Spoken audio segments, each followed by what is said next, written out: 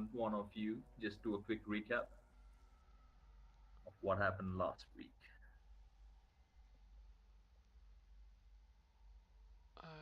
Okay, we started. We're going down the descent into the, what would you call that type of room? Well, you just started going down the mountain, basically, on the inside. Yeah, so we started climbing down the mountain, and we ended up into a large room with multiple platforms.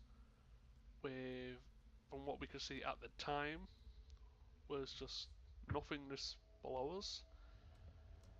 When we tried crossing them, it turned out we were running into gelatinous cubes, to which they kept coming because apparently the entire floor beneath us was one big gelatinous cube. We managed to get to the other side of the room where there was a statue with a sword, for which we each had to cut ourselves for a passage to open and for us to slide down a chute. And we, after an indeterminate amount of time sliding, we ended up coming out into a what seemed like hallway made out of flesh-ish substance. Alright, that pretty much covers everything. What happened last week? Currently, the four of you, as well as the wolf, you are standing on a very flesh like floor. As you look around you, you see that the walls and the ceiling are also bright red and pinkish in color. There isn't much light, as well as dim light at the far end of the corridor that you're on.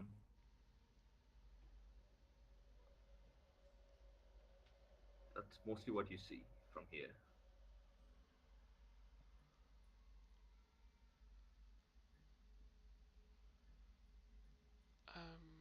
Would it be possible for Emil to check out the walls, floor, ceiling to see what type of flesh substance this is?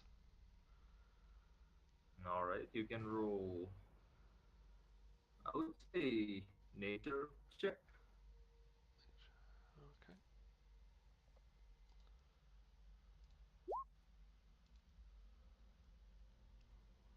With an 8, you, from just touching around and feeling the substance, it's very hard to say what kind of flesh it is or from what creature it could be from. You have you are quite sure that you've never really seen such kind of a surrounding. You can't imagine something that could be this big, and you're not sure how this flesh is being stretched out all around the surfaces around you.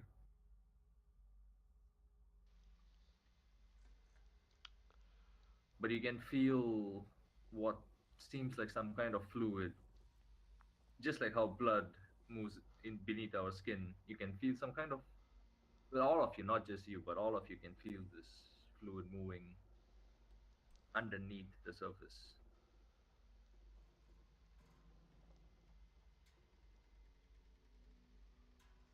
I'm guessing it would probably be a stupid idea to take one of my darts here and just kind of stab it into this fleshy wall.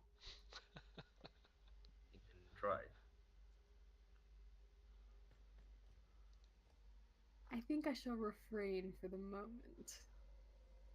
Okay. Well, I don't think we're going to get anywhere if just standing around, because this is quite creepy.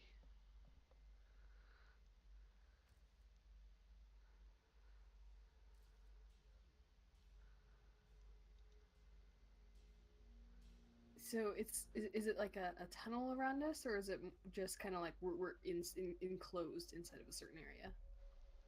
It's like a tunnel. It's like a corridor that you can walk in front. Of course, behind you, there's nothing other than the tube that you just came out of or slid out of.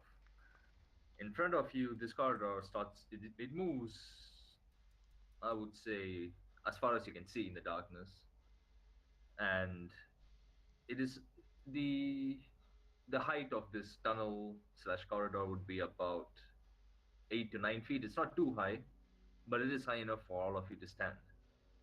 And the width is just enough for two of you to stand side by side while walking. You can only move forward unless you want to climb through the tube to get back up to the gelatinous cubes. There's no other way to go. Or you can, I mean, I don't know, you could try doing something else if you want.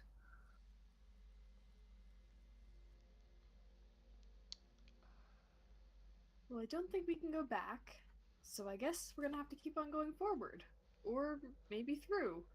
One of those two. I doesn't seem like we have much of a choice now.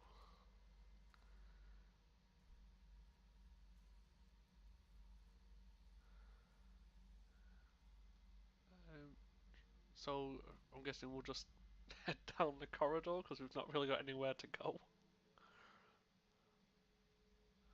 All right. As you head down the corridor, the surrounding is very similar. There's not much change at all. It just feels like flesh all around you. As you keep moving forward, you see that the walls, instead of being completely solid, you see small openings and tears. It's almost as though the ceiling and the floor are held together with some kind of bones and tendons and ligaments. As you keep moving, you see on either side of this corridor what look like rooms, except there aren't any doors or windows other than the small openings that are made from the gaps that are on the walls. It's made out of flesh. And on both sides in these rooms, with your dark vision at least, you can see what look like containers, not entirely like a barrel or a crate, but more like a tray or like a bathtub. They're just lined along the walls on both sides inside these rooms. Do you want to do anything at this point?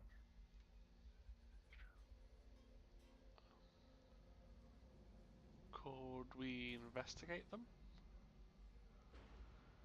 All right, just as you move into one of the rooms, you can get a much better view of the surroundings, where you see that the floor is littered with bones and some pieces of clothing, some gold coins here and there, but mostly bones.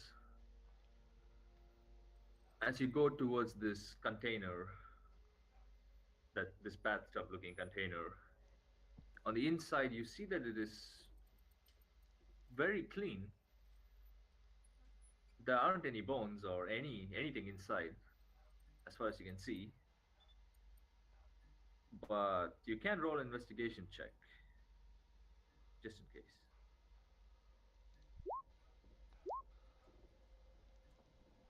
All right. With the four, you don't really see anything. You as you put your hands inside it, you can't really feel anything. There isn't. There aren't any gelatinous cubes that you might expect. But with the 14, I would say that Oriana, as you look around, you see something very similar to what you saw just a floor above. A very jelly-like substance lining the walls of the bathtub, but they don't seem to be moving, and they're not as big as the cubes that you ran away from earlier. With the 14, I would also say that in one of the rooms that you are checking, Oriana, you also see next to these bathtubs, you see trays. They seem to be made out of bone or bone-ish substance. You're not entirely sure, but on top of the trays, there seems to be metallic tools like scalpels and small hammers, some drills. It looks very much like somebody's laboratory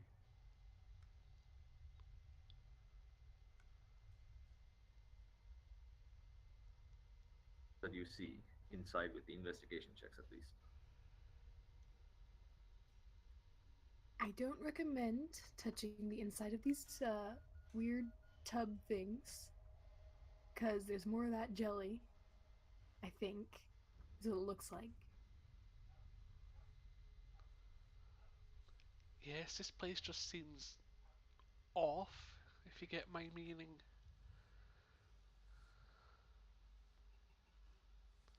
It's not really somewhere we should be.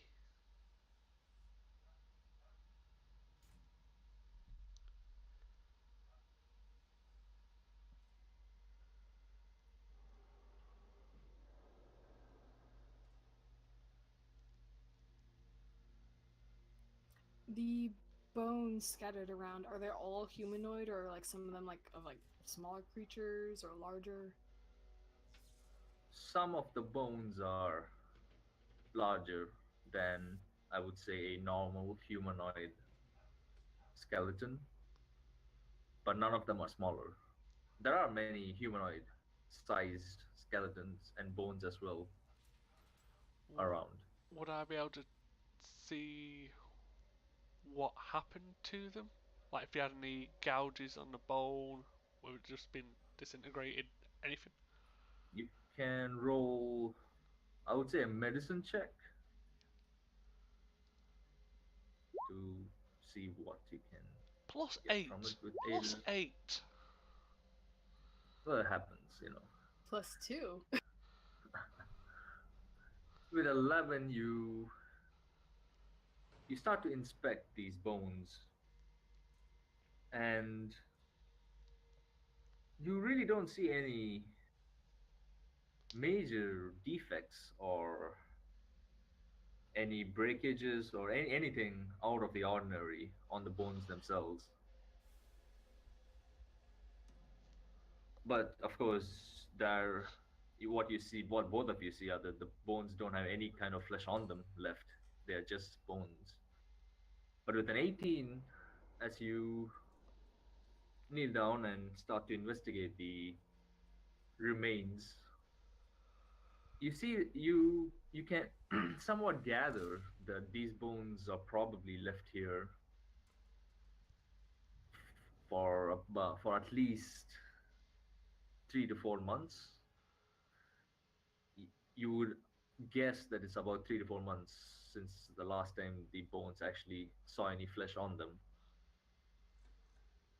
With a closer look, you can see that some of the bones are not exactly not exactly the shape that they should be or they ought to be.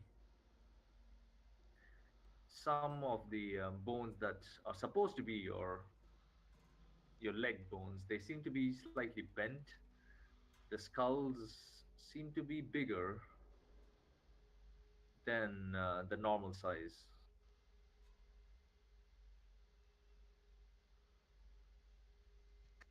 I relay this information to everyone else.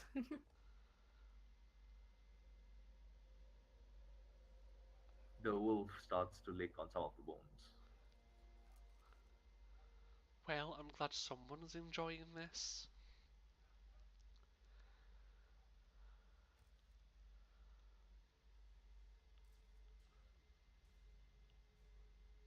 mean, should we keep looking? We've only found these runes, really, and no, no one else.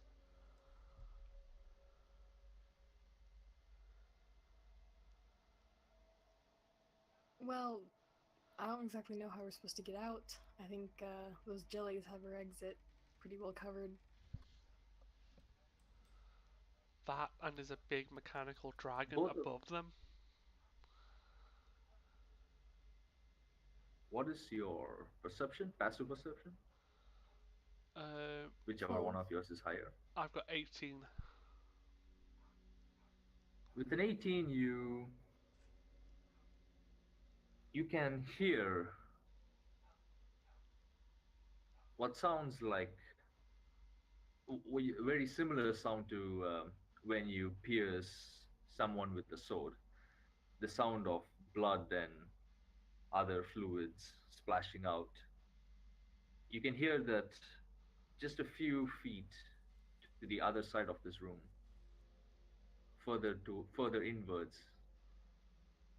I would say. Can we actually see it? You can't really see it. It is. You would assume that it is on the cell next door. Guys, I think there's someone next door.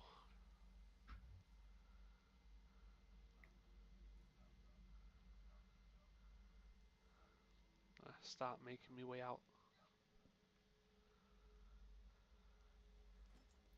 As you So, walk, yeah, you can roll stealth if you want. But as you start walking out, not only can all of you hear the some kind of liquid squirting around, you can also see a very faint glimmer coming from one of the openings about 10 feet from where you were standing. As you walk towards the second cell, you see that it is quite different from the one that you were in. The second cell, the floor seems to be littered with fresh corpses instead of just bones and other clothing and gold coins. Before you even walk into the cell, you can very clearly identify three to four different different creatures and their corpses just lying on the floor.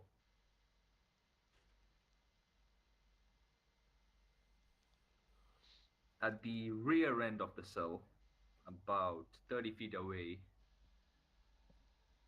you can see a faint, a bright, it's like a dim light situation where you can see very faintly a silhouette of what looks like a person sitting down.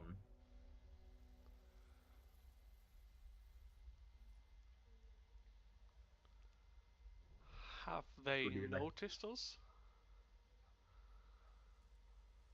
Uh, the silhouette is not moving. You can you can somewhat see the outline of the person who's sitting down. It doesn't seem like that person has noticed either of you or the other two in our party.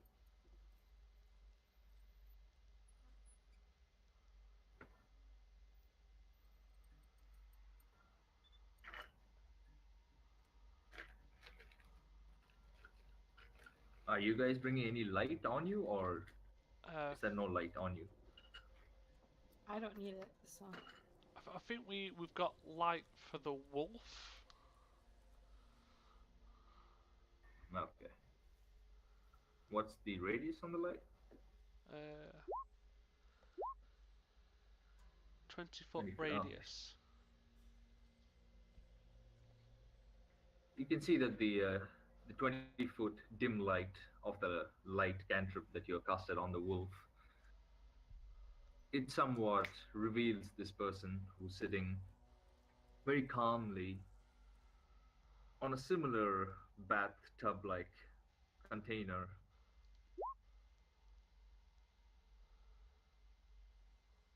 Okay. Just preparing them. With a all right. With the dim light from the light as well as the dim light from the light that already exists inside the cell, you can get a better view of this person. He seems to be about the same size as any other humanoid or any of you, and he's sitting down on the side of the bathtub with his back leaned on the wall. From about 30 feet away, you guys are about 30 to 40 feet away. You can see that this person, he has long white hair that doesn't seem to be kept properly, and his hair is hanging forward, pretty much obscuring his face. He is wearing armor, albeit it's pretty much broken down and cracked and dented all over. He's got one of his hands firmly holding on to the handle of this huge greatsword, which is piercing the floor, and from the floor you can see this purplish fluid being spurted all over, which you would assume is what you heard when you were in the previous cell.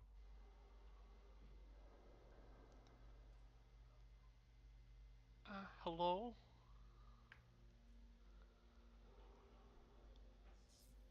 He doesn't seem to respond, but he does move his head up and look directly at you. Hi.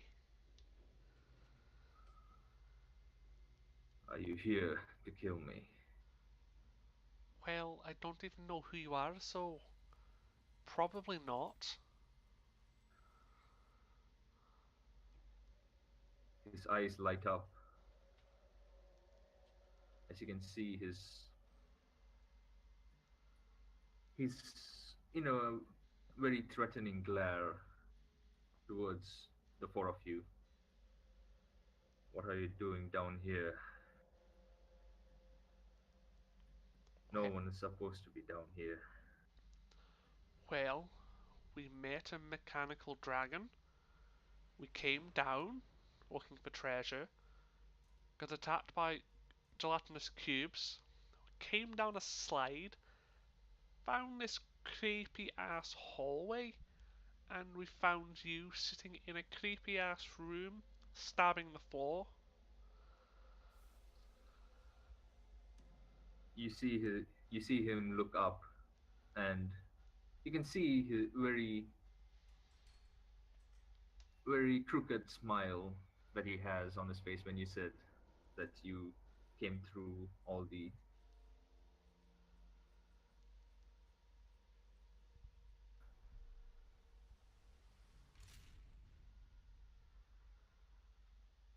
Underneath this mountain.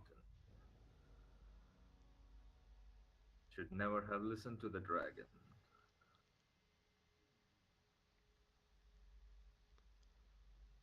Were they your friends up above?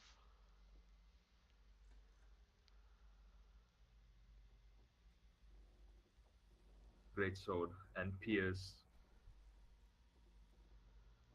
away from where he originally pierced in a very frustrated way. How long have you been here?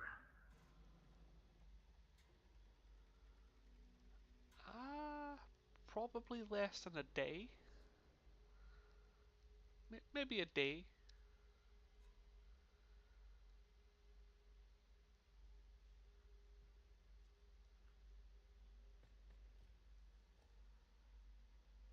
Like every third word. Let me see what I can do about that. What am I cutting out? Slightly, some time to time, yeah. Yeah, I don't know what it is. It's just my internet recently has been playing up.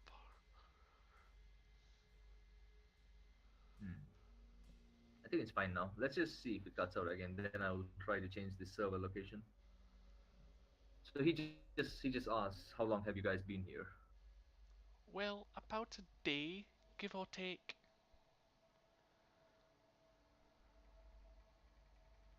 A day. You all look like shit already.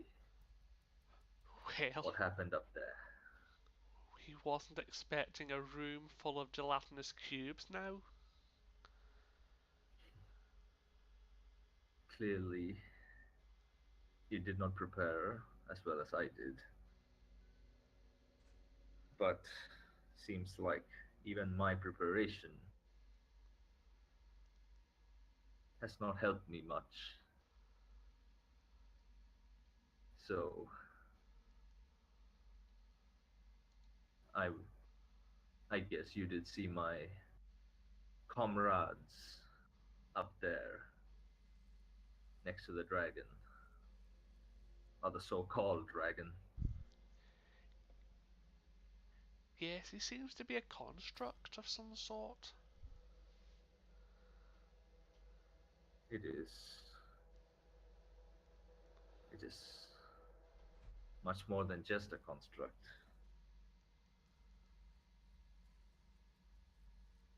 But it is good to know that it is still alive. Without the dragon, there is really no escape from this hellhole, is there? Well, we don't really know. We've only got this far. Have you got any further?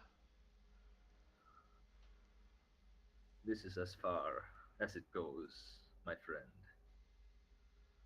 I've been here for way, way too long. I have lost track of time and space. All I can hear are these mumblings, these whispers, and there is no way out until, of course, we satisfy the dragon's demands. Yes, he mentioned something about that. About something that could set him free.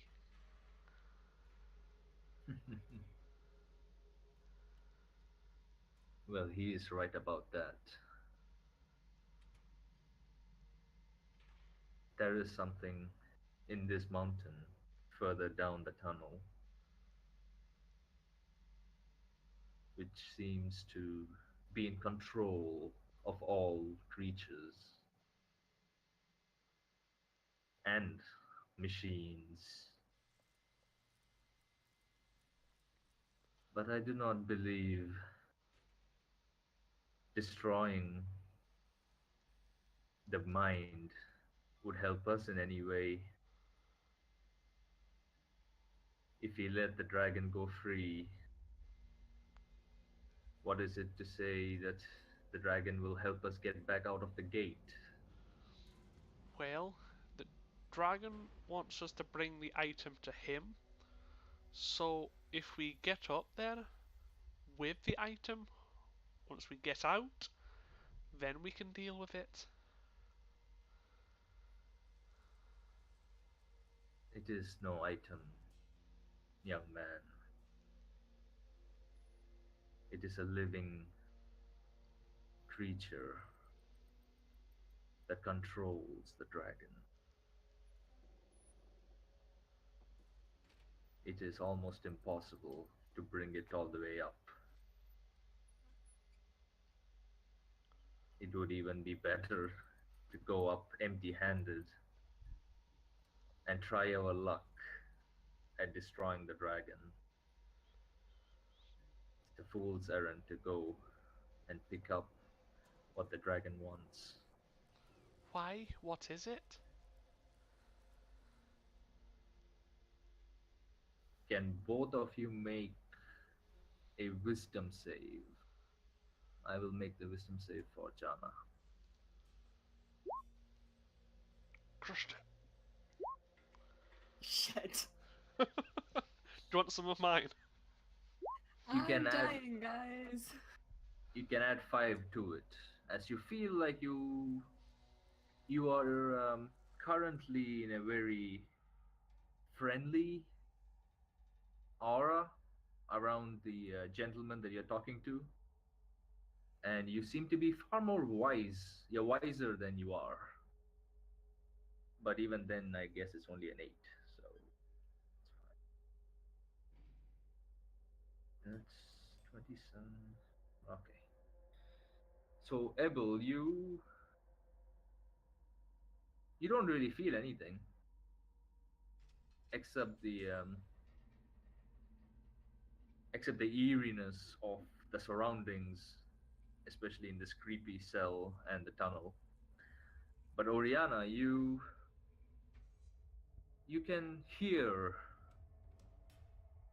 something or someone at the very back of your mind. You can hear someone whispering, someone someone in singing, so to speak, in a language that you don't understand, but it's very elegant and slow and smooth. And you feel like you're being followed constantly by someone. But every time you turn around, you really don't see anyone other than the rest of your party. Do you hear that?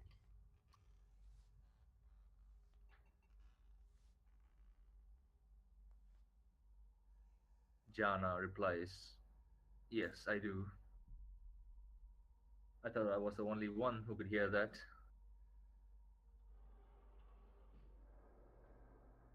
I can't figure out where it's coming from. You see Jana just looking around frantically, just trying to figure out what the hell is happening. I don't understand what it's saying, but I can hear it. As you're looking around, this this man that you just met. Ah, I guess I'm not the only one going crazy. Why? What are you hearing? Why? What are I've you been, hearing? well, those of a weak of mind, Hey! including myself, my lady.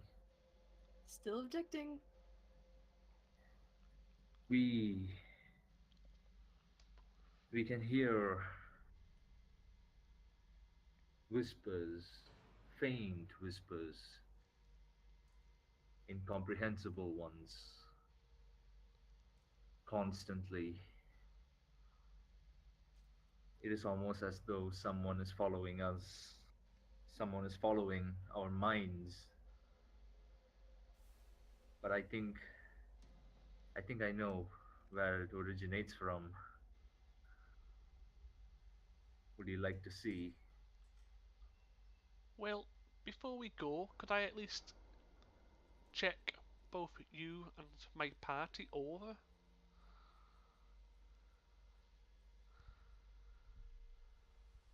Wait, what did you want to check? I couldn't I hear mean, you. I mean, if I could take hold of Oriana or the other two, just to check them Ah, over, see what's happening to them. what would you? How would you like to do that? Like assess them medically, or can I see? Can I figure out what has happened to them? Roll an Arcana check. Ooh. Oh. You would assume that actually, in addition to that, roll an intelligence check as well.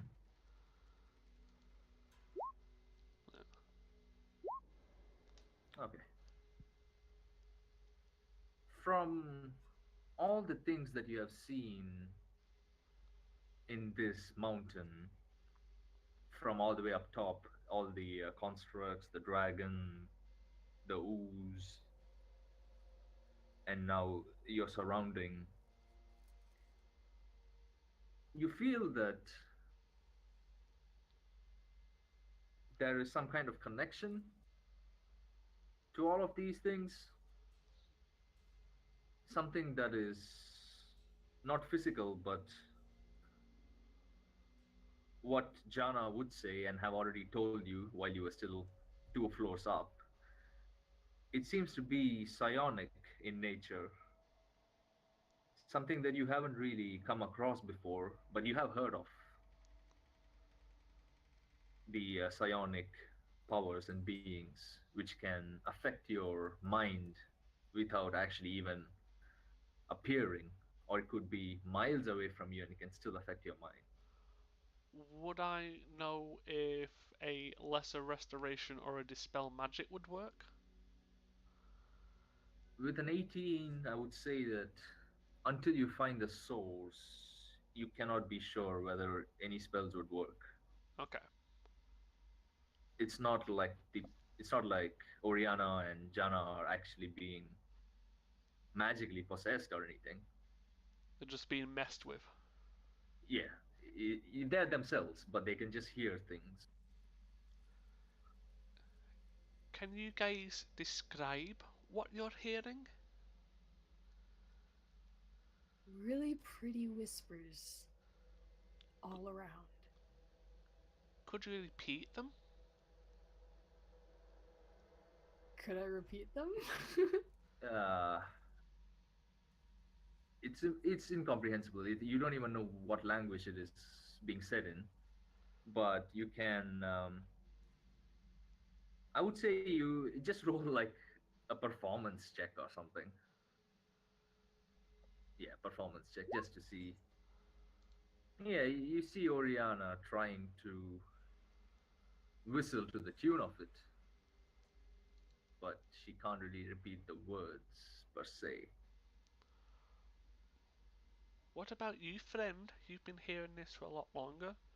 Do you know what it is? Well, like I said, I can show you what it is. Okay, could we also get your name? Ah, I guess it wouldn't hurt telling you my name. Tavis, Ta- Tavis Marlowe. well, it's a pleasure to meet you, Tavis. I'm Abel Dormel. Ebel. Well, it's really no point in exchanging names now that we are all stuck here waiting to die, Well, don't you think? that's not a great attitude to have now, is it? Well, if you had a plan to get out, I will personally buy you anything that you like. Careful. You might have to keep that promise. Sounds like fun. Well, if you would follow me, let me show you what it is that is controlling and corrupting everything around here. As he pushes his blade down in a way to get himself up, as you can see that more purplish fluid starts to flow out of the floor. And as you look around, now that you're inside the cell talking to him, you can see corpses of creatures that you have not really seen before in your lives, I would say. Some of them are slightly bigger and very reptilian. Some are very human-like, but with grayish skin and distorted bone structure. And one very interesting corpse that you see is this large creature with about 10 tentacles. Some of the tentacles have what seem like eyes at the ends of them. And you see these corpses just littered all over in this particular cell.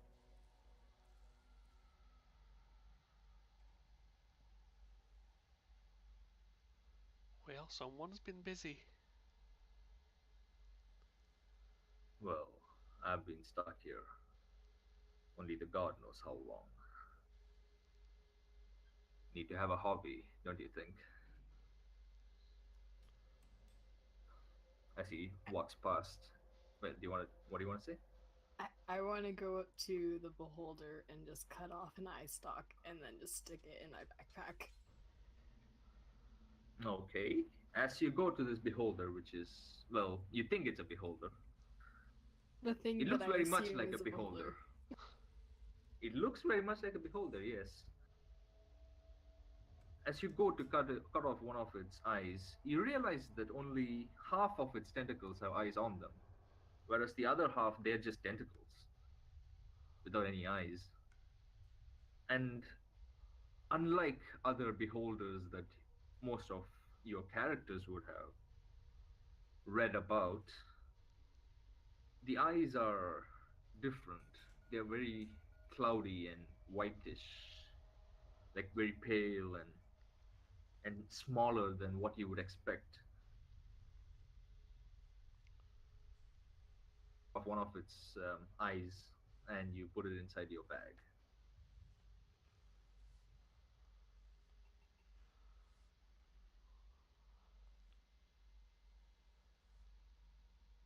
Oh, Tavis, along this really, really long, almost never ending corridor, opening,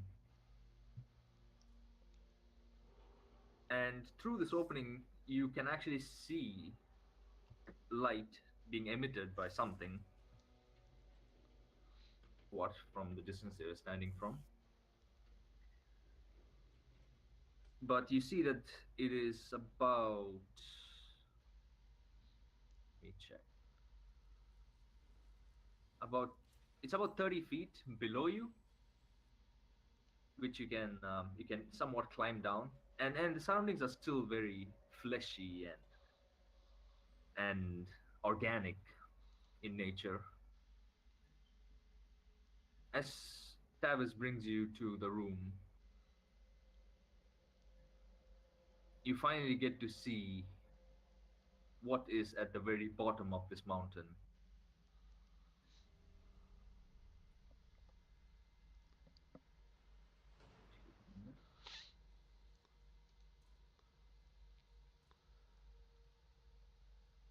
Is that another beholder? Let me first try to zoom in and out of this bloody map. You guys are at the bottom left of the screen, somewhere around here. You don't have to put your tokens on it yet. You guys are somewhere here, and you are about 30 feet up of the very bottom. As Tavis, he gets closer to the very edge of the what looks like the stairs that leads down, and he crouches, and he signals all of you to crouch as well. Well, feast your eyes upon the only thing that matters in this mountain. As he Where? points directly at this center piece at the very heart of this mountain. And what you see very clearly, and the light that is being emitted is from is this purplish light that comes from what seems like four small uh, it's like a reservoir. It's like a small uh, from where you're standing, I would say you can see that it's only about 5 feet deep bathtubs on all four sides of a central circular fountain. It looks very much like a fountain. And you see that it is covered in the very similar looking purplish fluid that you saw spurting out from the floor. And at the very center, you see in mid-air, about 20 to 30 feet up in the air, this gargantuan brain completely covered in tentacles that also seem to act like tubes that are connecting this brain down to the fluid that is underneath it. You can see the fluid moving through these tubes into the brain and the brain bulging now and then, but you can't really hear anything. It's pretty quiet in this room.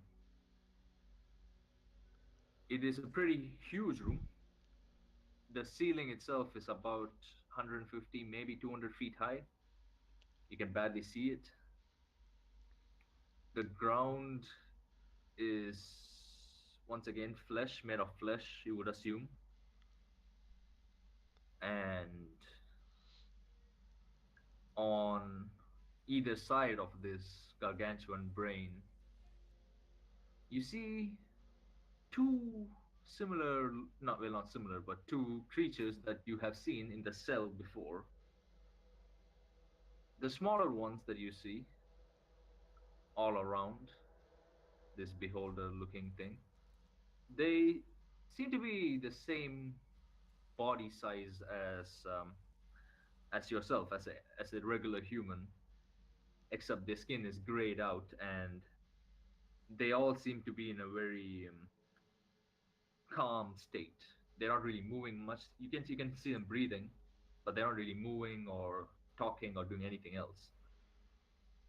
Whereas the beholder-looking creatures, the two of them that you see, they are currently hovering about 10 feet up in the air, and you can see their tentacles, half of their tentacles, which have the eyes on them, they are looking in different directions and constantly blinking.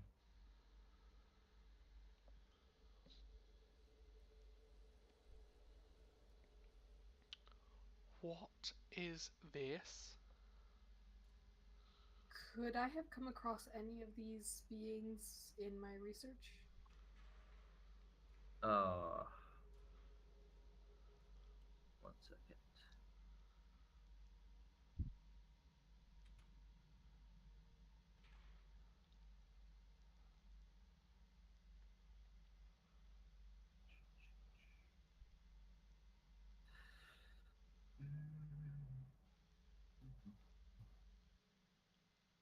You can roll a history or an arcana check.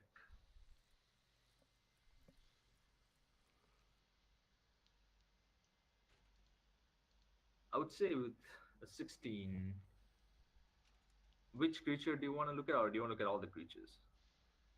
All of them, but if I have to pick one for this first roll, I'd probably go with the weird tentacle things off to the side. Okay.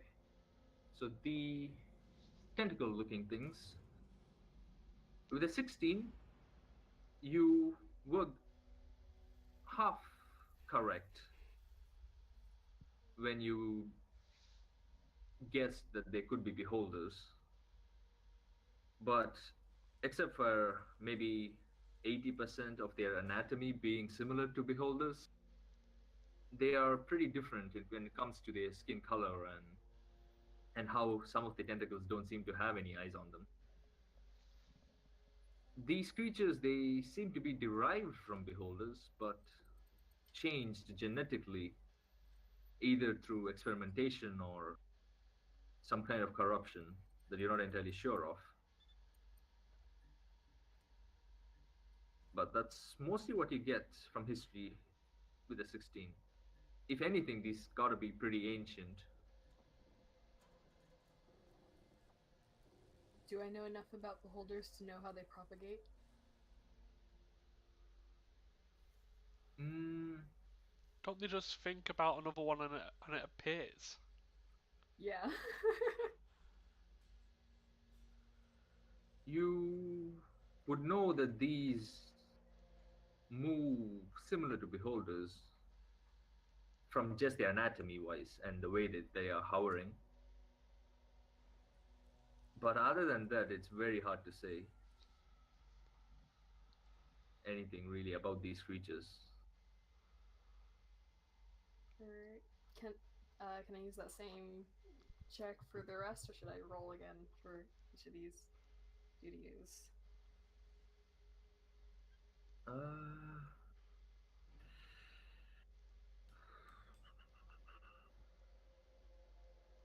I'll just use 16, I guess. Well, the other creatures, the smaller ones, these you would know as Grimlocks. With the 16, I can also tell you that they're simple creatures who centuries ago were working for mind flayers, aka illithids. They they tend to be quite loyal to mind flayers, of course, and you would also know that they are completely blind, but they can still somewhat sense creatures if they are close to them.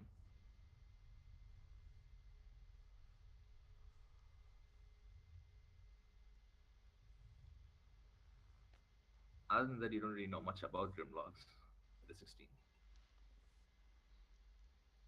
Alrighty. For the brain in the middle, just roll an intelligence check straight up, just intelligence, to see how whether your character can connect the dots. Okay, Boom. you are suddenly filled with all the smartness in this world. You are able to connect the dots pretty clearly and come to the conclusion that the only thing that this brain can be is the elder brain. You have come across this in your research and readings, and you know that these are some of the oldest creatures that ever existed. Many people believe that these existed even before the very existence of this world. Some believe that these come from another planet. They're different versions of their history. And with all that you have been seeing the past day, a day and a half, you realize that mind flayers tend to swear allegiance to these elder brains after their defeat in their past wars. And these brains, they tend to provide commands to other beings that are loyal to it. It is extremely dangerous to get close to it since it can pretty much control literally anything that has a brain within half a second. But you would also know that for the brain, the elder brain, to survive for a long amount of time, it requires sustenance in the form of other living creatures. You would also know that now that you know that this is an elder brain, you can connect the dots with the beholder looking creatures and realize that these two creatures, they are nothing but more like amplifiers, so to speak,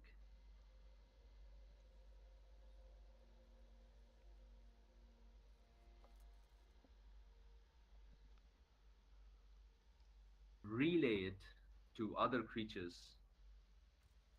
within a certain amount of radius in a very orderly and a structured manner of control, so to speak.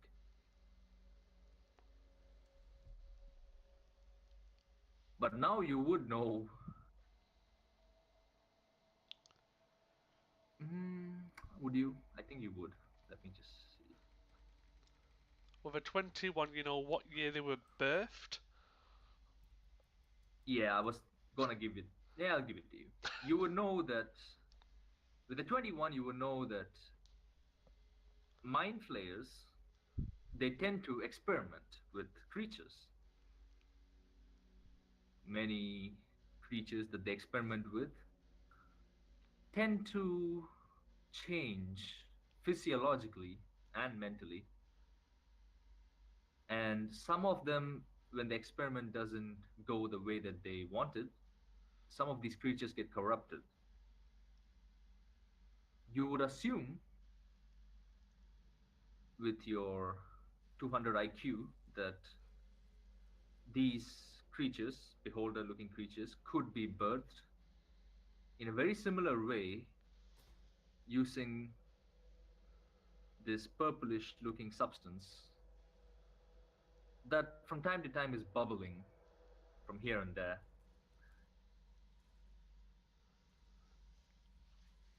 But to create these creatures, you still need to get actual beholders in the first place. You can't just create these out of thin air.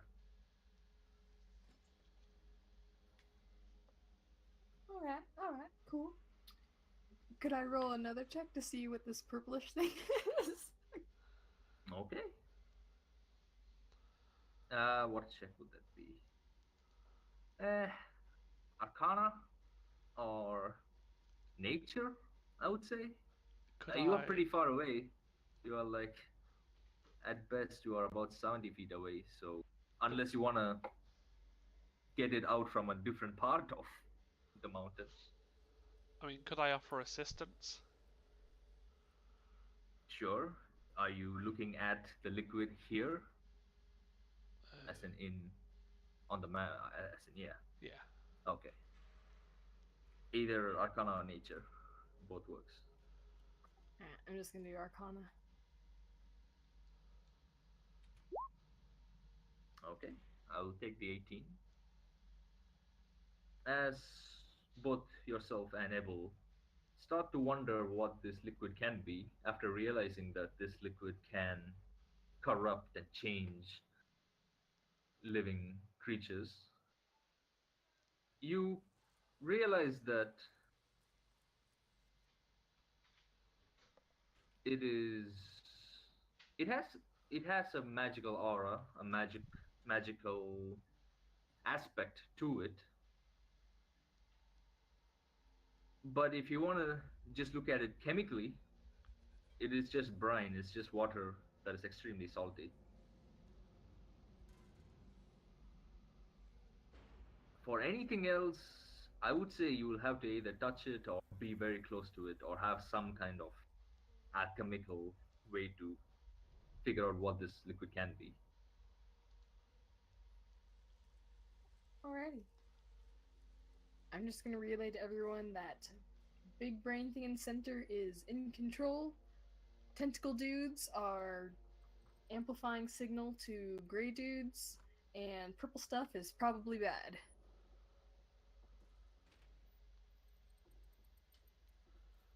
Tavis looks back at you. Well, tell me something that I do not know.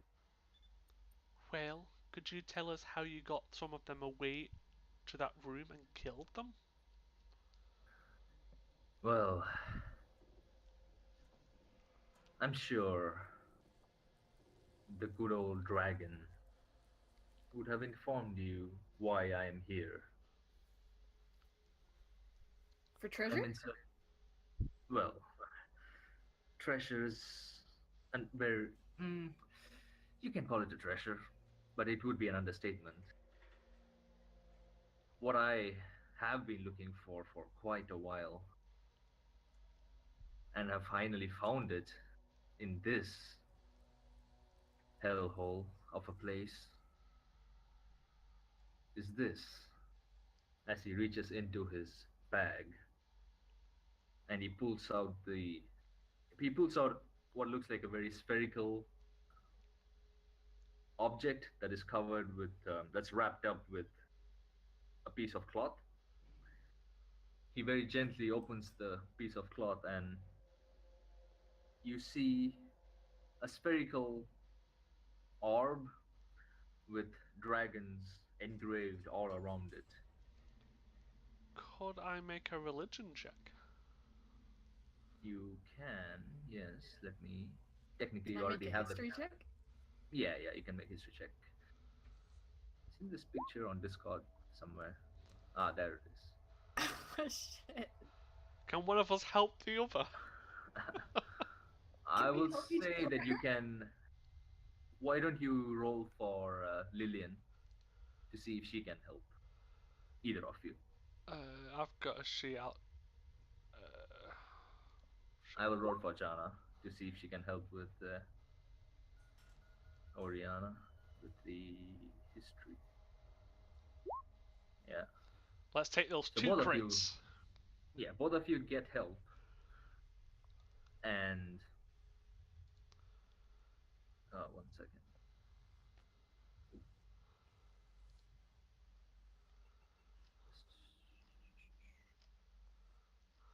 With a 24 in history, both yourself, Oriana and Jana, together you come to a conclusion that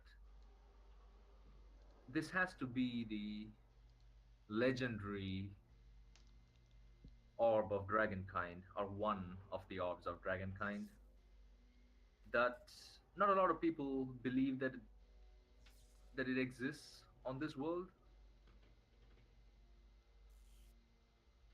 I will just put it on Discord once again, just so that you can get to see what it looks like. Or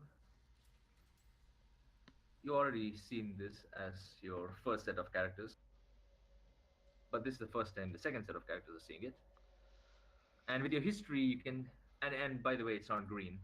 This orb, which looks very much like the picture that I just showed you on Discord, it is completely red, very close to the surroundings that you're in. And with a 24 in history, you know that the orbs of dragonkind are legendary artifacts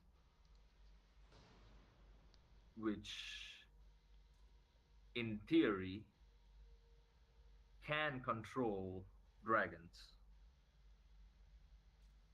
You would also know that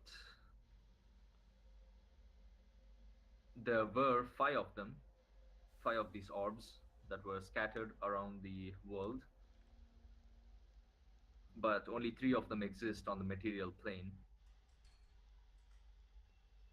And you would also, I would say, you would also know from just stories, and not just research, just stories that you heard from other people in your travels. You would know that these orbs are highly dangerous when it is left with the wrong hands, and also it can, in theory, it can meddle with your brain, regardless if your hands are the good hands or the bad hands. With the 25 in religion, you would know everything that I just said to Oriana, but you would also know that it was used to destroy what you would know, or who you would know as Tiamat, the Dragon Queen. These orbs were, that was the last time these orbs were in the same place at the same time, and they tend to have a particularly chaotic reaction to dragons around them. And you would also know with religion that many paladins of Bahamut, which is the platinum dragon, in other words, Bahamut is the arch nemesis of Tiamat. The paladins of Bahamut, they seek these artifacts to keep them safe and away from the wrong hands. That's what both of you would know from your respective roles. So you found the red orb that defeated Tiamat? Well, I hope that this is the real one. Hard to say, isn't it? Need to be checked by someone who's good at checking, so to speak. I could do an Arcana check. No, my lady, it is far more complicated than that. I could poke it with a stick. I would highly advise against it. Nothing would happen to it or to the stick. But it is a matter of delicacy. Sorry, not delicacy. More like if it were not the orb and you poke it with a stick, something that shouldn't happen might happen. Let's put it that way. And we are already in a pretty bad spot here.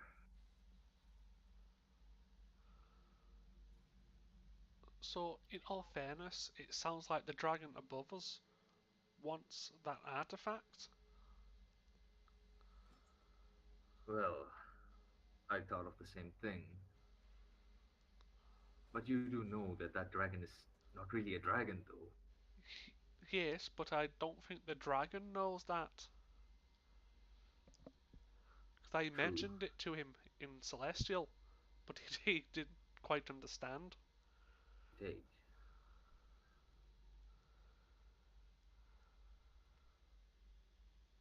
Since the dragon, that this artifact is the one that's controlling it, far better theory in front of us. Creatures, they have a way with controlling beings, not just those that are living, but those that are mechanical as well. Brain alone, it has made this mountain into flesh. You ran across the dwarves upstairs and the torches that were lit without any fuel. You see, my theory, which could be wrong, of course, is that one of these creatures are controlling the dragon. It is just mere coincidence that this orb is also stuck in this place. After all, this mountain was once owned by dwarves, and they are not, I would say, the smartest of us. Artifacts and items underneath the mountain to keep them safe, but they make the error in judgment by keeping more than one artifact in the same place.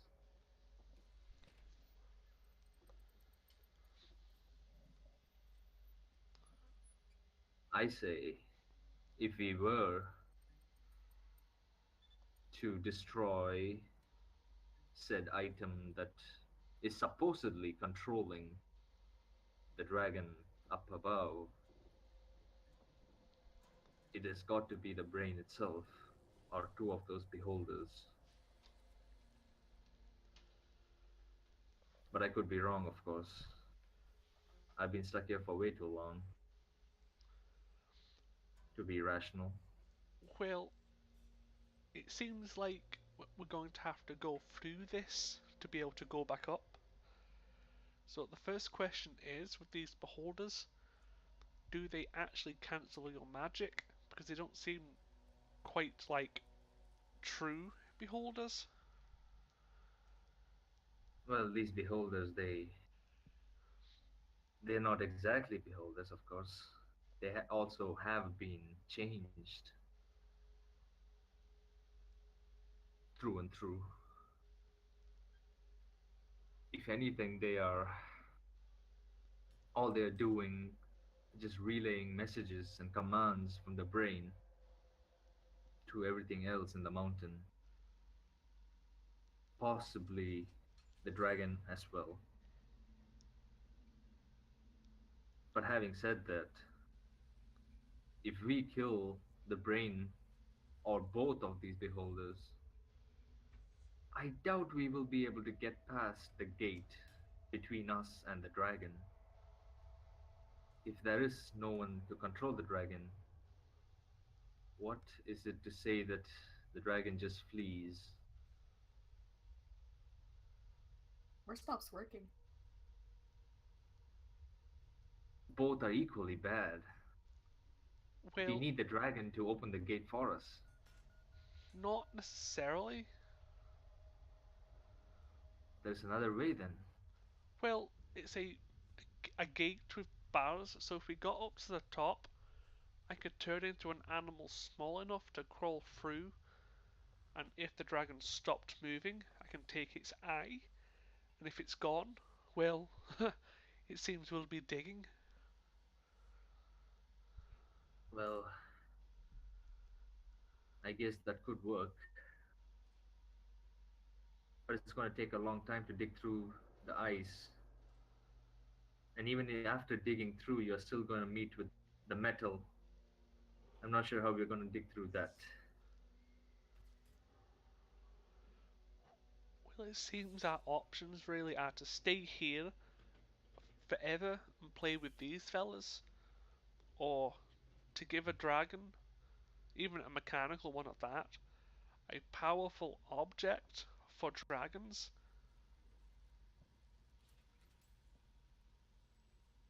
Well, once again, it's your call.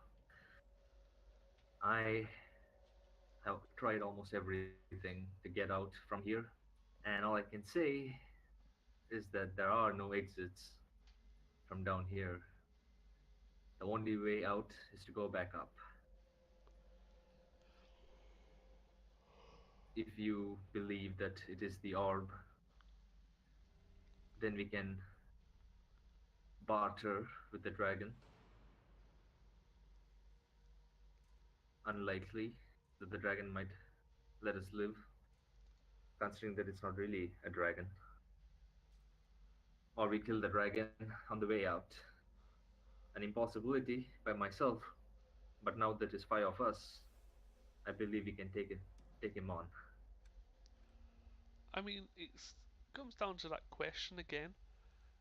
When you fought these Grimlocks and the Beholder, because their corpses are in the other room, Yes. how did you do it? Well, I'm sure you can see all the cracks and scars that my armor has as he just looks around, turns around, and you can see that his plate mail is completely just destroyed. That's just dents, and it looks like it has been plowed many times. And you can even see trickle of blood flowing from his chest and some from his arm as well. It is just a constant fight with these creatures. Killing them doesn't stop the brain from making more of them. Not entirely sure where they come from, to be honest. But they all die by my blade, just like anything else.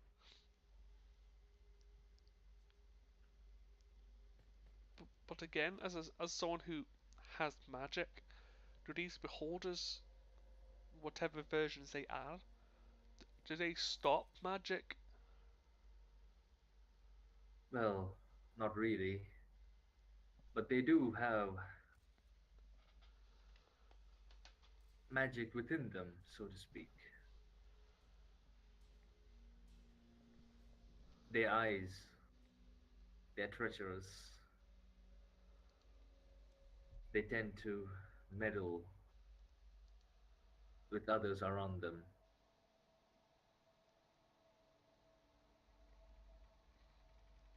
but they don't really stop any magic, so to speak. Well, if we do want to go ahead with this, we probably do need a rest, and I can heal some of those wounds that you have. Well, I can heal myself, really, but it's you who seems to be in need of rest. Well, it's not a competition, friend. Well, see that. Let's see to it that we are in a safe surrounding before we take the rest first. Why don't we go back to the cell that I was in, and we will decide our next course of action. That's fine.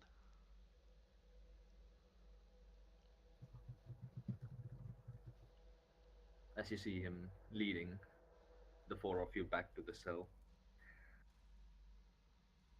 he he sits down and in a very meditative state, just closes his eyes, and you can see that he's magically healing some of his wounds by himself as he puts his hand over onto the all the cuts and bite marks that he has, and it slowly heals himself. Could I give him a once over, like just to check if it's not just like cuts and bruises, if there's any more serious injuries? What did you want to give him? Like to check him over, not just for Ah, okay. cuts, just like to actually fully check him over. You can. Sure, he will let you do it. You can roll like a medicine check. I want his medical history, his background. Okay, okay. He's got brain cancer and he's gonna die in any second now. Ah, that narrows it down. Yeah. The 28, you can see that most of the damage that that he has or he had experienced, not entirely sure how long back, it seems to be, some of them seem to be recent. Some of the wounds, they tend to be from about a week ago, some about 2 weeks ago, some even longer than that. But most of them seems to be, what is it? Yeah, okay. Most of it seems to be piercing, like something has pierced him multiple times over and over again on his body, but you can't really say how much mental damage that he has received by looking over him, at least. Well, for shits and giggles, I'll cast Lesser Restoration. Probably not going to do anything, but Okay. Nothing seems to have changed. He seems to just be the same. fair enough. All right. So I'll take the first watch. If anything happens in any of your watches, you can wake me up, and I shall swiftly end any creatures that walk into this cell. Well, it's good to know.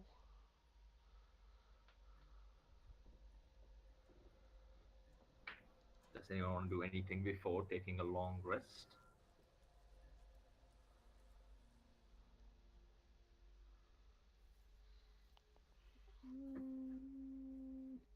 Nope. All right.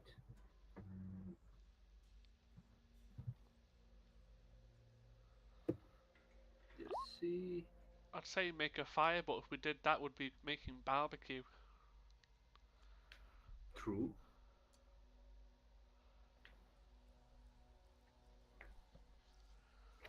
All right. Who takes the second and the third watch? I can take a watch. Okay, Mm, just well, yeah, just both of you roll perception checks then. Abel, during your watch, you don't really see much around you. Nothing seems to have changed. You don't really hear any whispers that the others were hearing, at least. Everything goes according to plan. During Oriana's watch, with the 22, give me a second to check some stuff. I see everything. Yeah.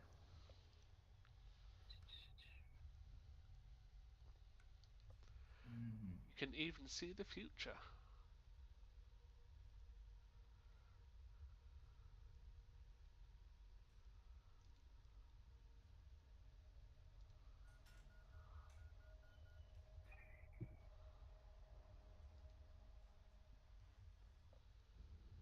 You you see that the rest of them are quietly sleeping around you without any much of no one is really snoring or anything. You can still hear the whispers at the back of your mind continuing in this soothing and faint song like song like voice.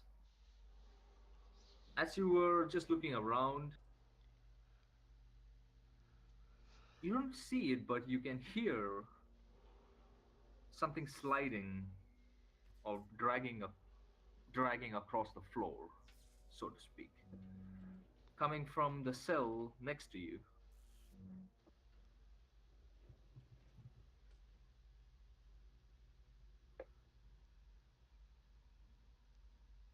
You just keep hearing this sliding noise over and over, but you don't really see anything per se. Could I just like creep over and like try to peer in and see what's making noise? Okay. As you go to the other cell and you take a peek at what could be making the noise, you hear the noise originating from one of the tubs or the bathtub like structures at the other end of this room. And it is getting starting to get slightly louder and louder every couple of minutes.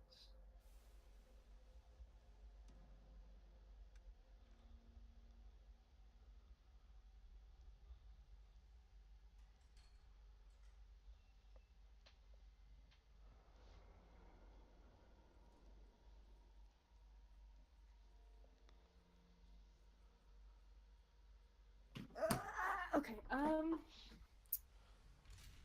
Shit. Is these tub things, are they in, are there any in the cell that everyone is chilling in? There are a couple of them in the cell that everyone else is chilling in. Yes. But those ones aren't making any noise. No. You don't hear anything from your cell. Okay. Is there anything that I can discreetly move to barricade us in the cell? Um, there are corpses around you. That's really it. Alright. I'm just going to back up towards my comrades and prepare to wake them if I hear any movement approaching the entrance to this cell.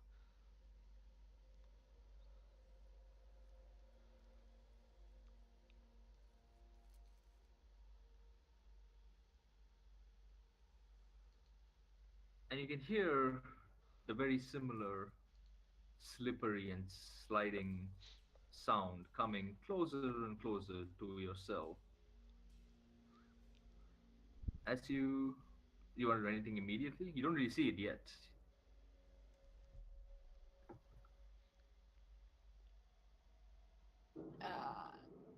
I want everyone else to be ready. So just awaken them very quietly, just in case. Okay. So everybody wakes up. Everyone except Tavis gets a long rest. As all of you have woken up and you're looking out of your cell, you can see something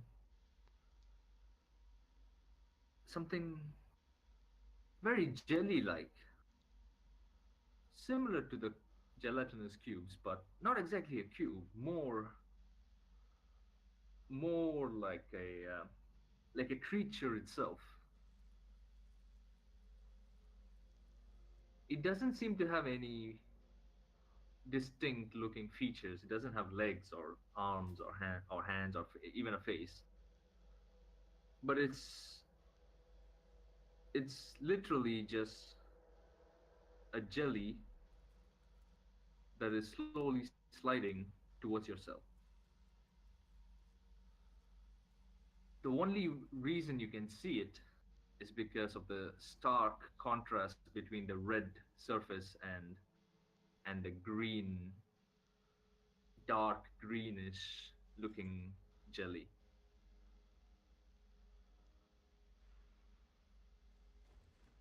It is very, very small.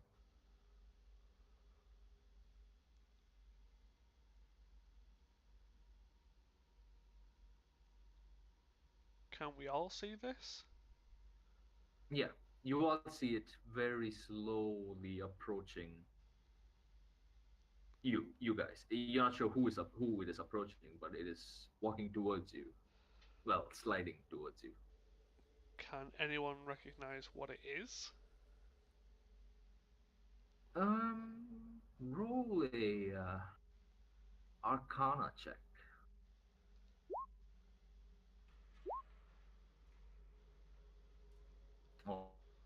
Okay.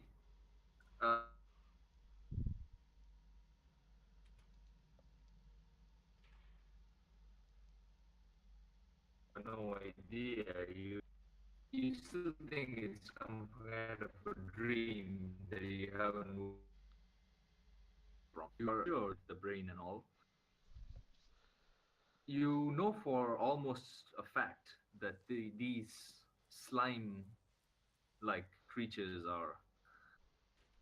are basically the result of extensive experimentation and corruption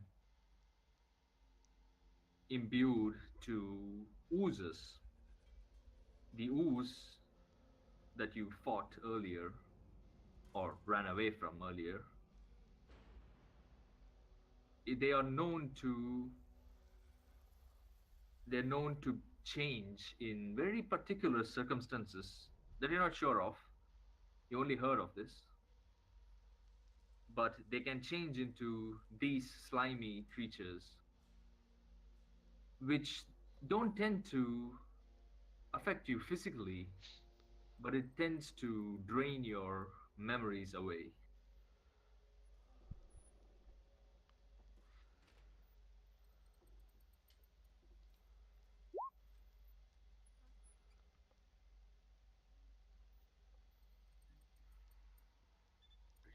Range takes poison.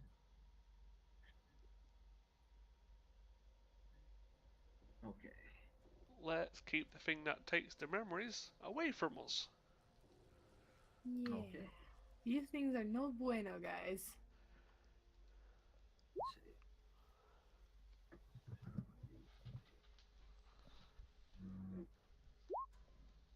So we failed the concept,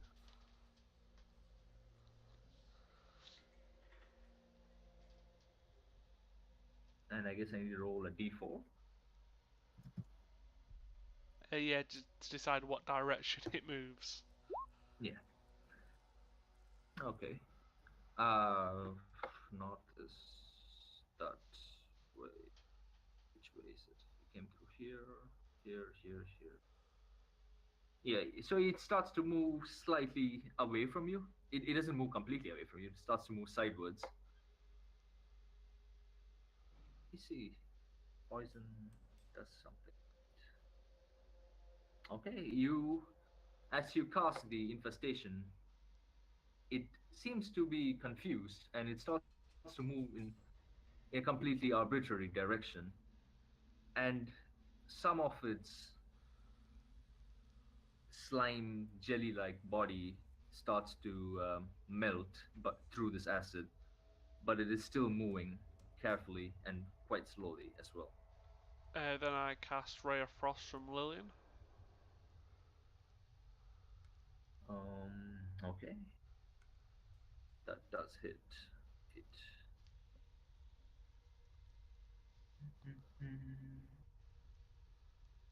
All right, that is enough to kill it. As Lillian gets up and gets completely weirded out by this slimy creature, she sends a ray of frost onto the slime and it freezes it, and then the frozen slime just breaks into smaller particles. And just as it breaks, and you can hear it breaking, you start to hear more of them coming towards you from the same direction.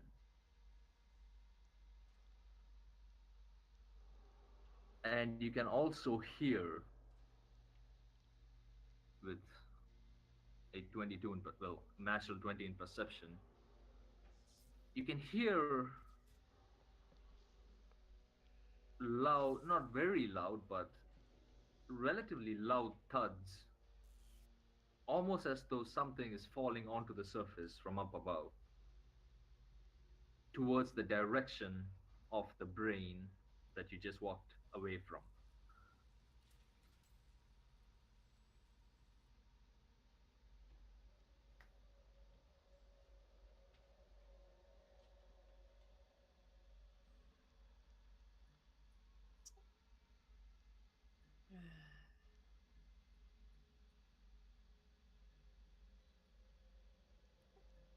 Roughly how many of these jellies can I hear?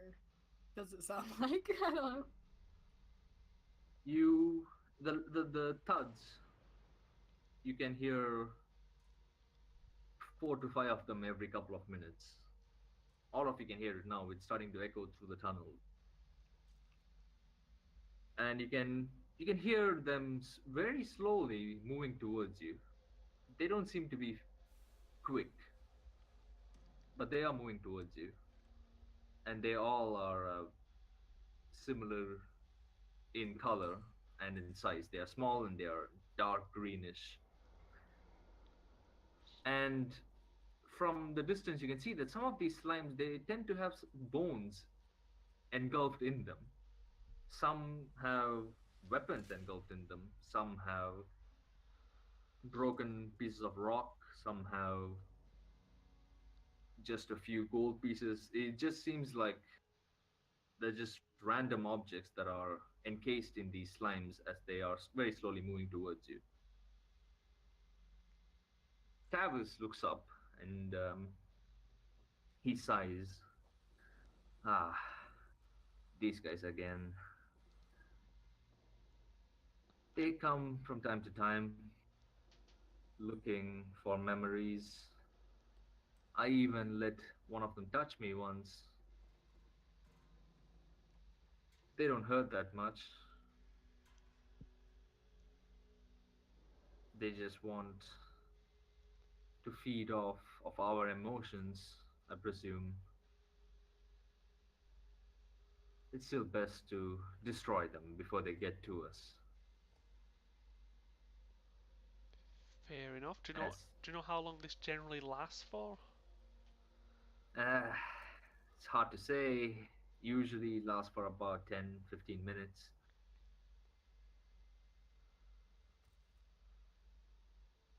It shouldn't be too hard for us if you have already gotten past the dragon and the ooze. As you see him just walk out and start swiping using his sketch what he he's just trying to cut through as many as he can.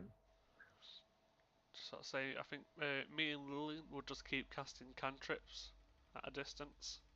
Yeah, yeah, you don't need to cast Yeah. it. You just, yeah. As you keep doing casting cantrips and some of you trying to punch it, I don't know if you want to punch it, Oriana. I'll just be like throwing darts and yeah. Okay. As you just, all of you band together and cut down and destroy as many as these slimes that you witness moving towards you from the main hall where the brain was.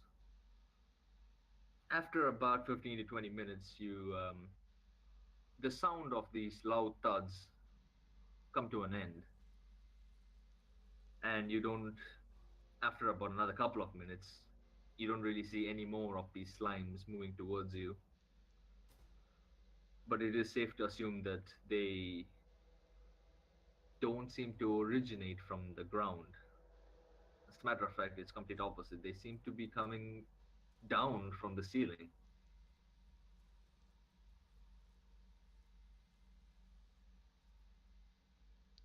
Does the ceiling look damaged?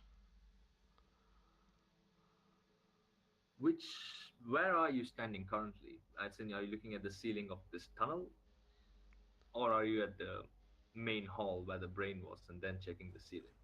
If we do go to the main hall to check the ceiling in there, Okay. As when you walk into the main hall, you realize that everything seems to be just where they were 8 hours ago before you went to sleep. Except that some of the purplish liquid, they seem to have splashed out from here and there. As you can see, small waves being. You can see small waves moving from top to bottom on these reservoirs. As you look up at the ceiling, you don't really see the ceiling. Once again, it seems to be further away than your eyesight can see. But the only stark difference is some of the purplish liquid seems to have overflowed or have fallen out of the containers.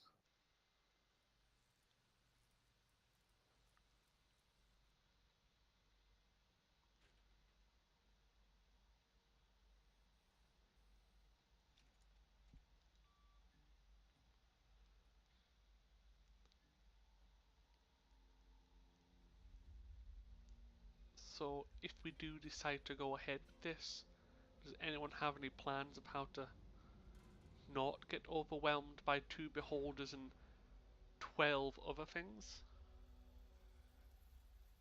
Well, Tavis looks up. I still am not entirely sure about the plan, my friend. Ebel, are we here to subdue them or kill them? Perhaps.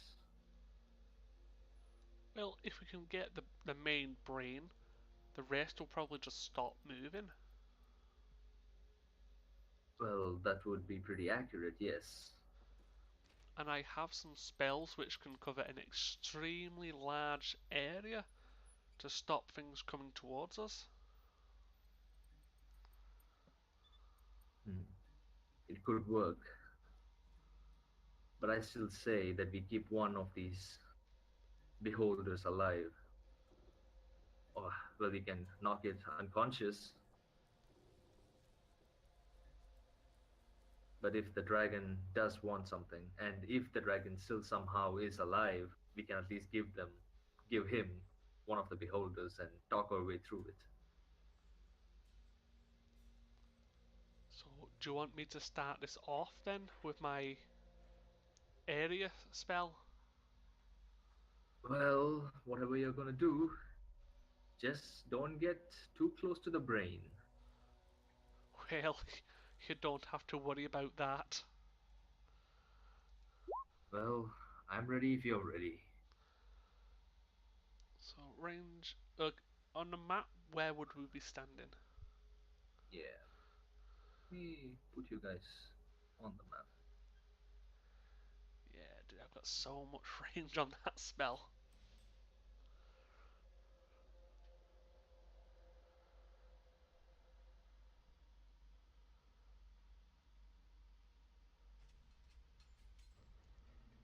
God, it's so big.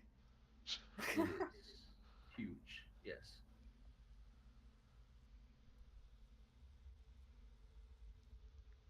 Mm. Well, you can arrange yourself in whichever order you want. Yana will probably stay back, though.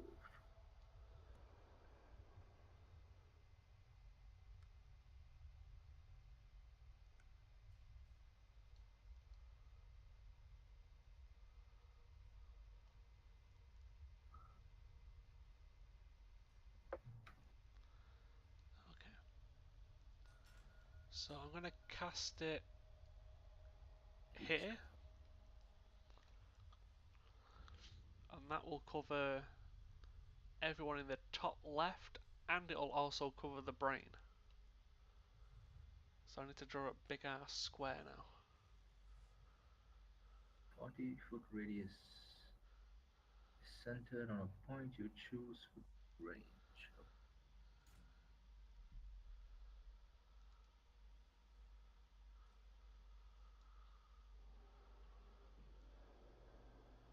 So it doesn't do any damage, right?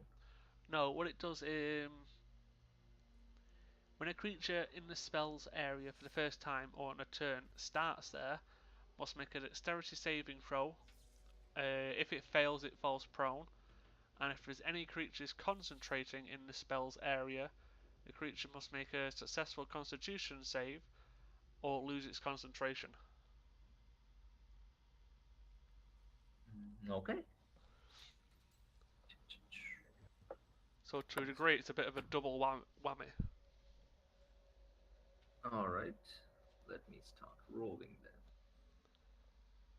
And then everybody gets rolled initiative. Dex save. Grimlocks. 1, 2, 3, 3, 6. There's 6 of them.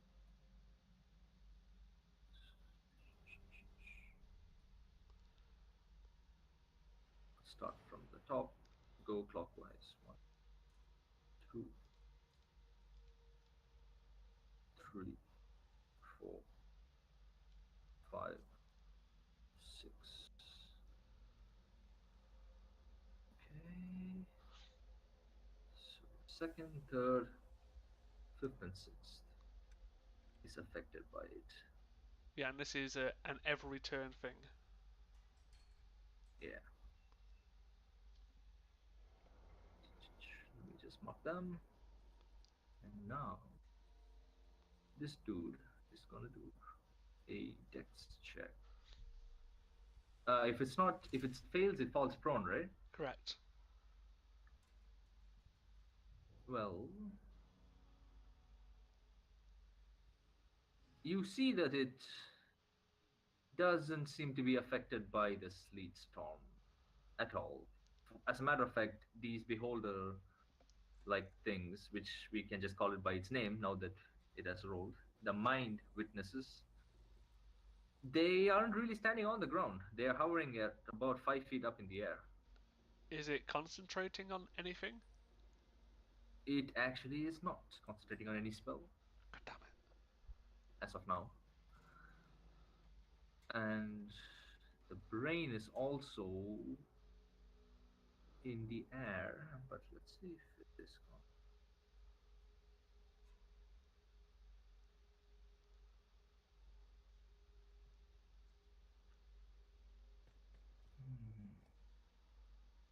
Ooh, first roll for it. It is concentrating on a spell. Oh, it's a +0. Okay.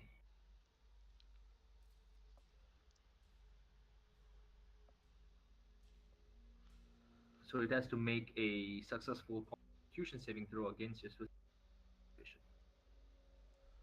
So yeah, I'm guessing that first one means it goes prone from floating then?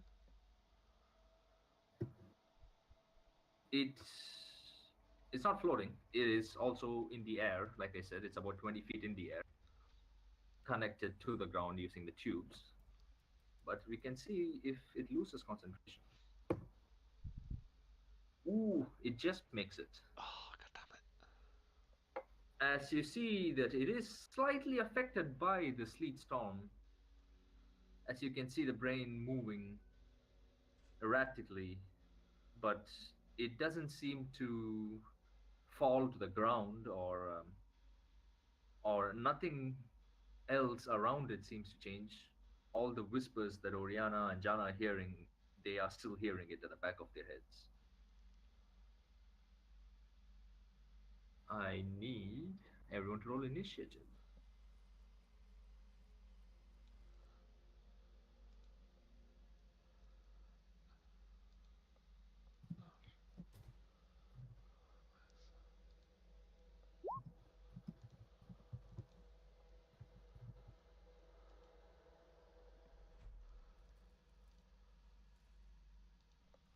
I shall do this.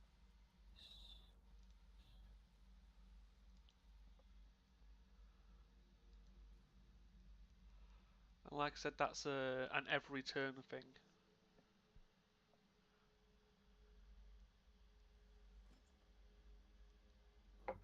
Seven.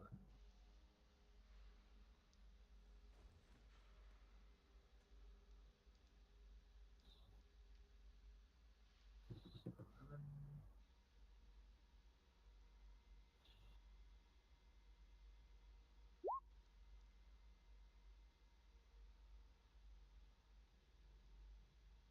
19. Plus three.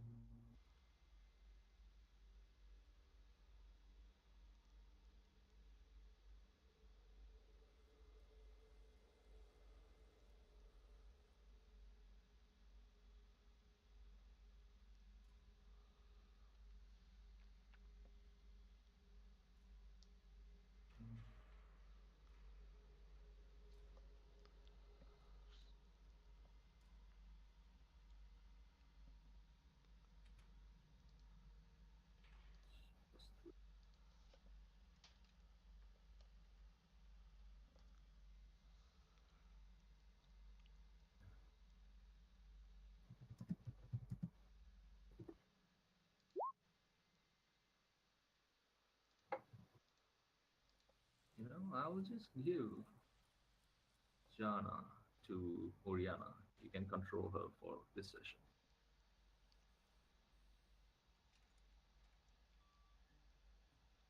Boy. I will control the wolf. No problem. I already rolled initiative for Jana.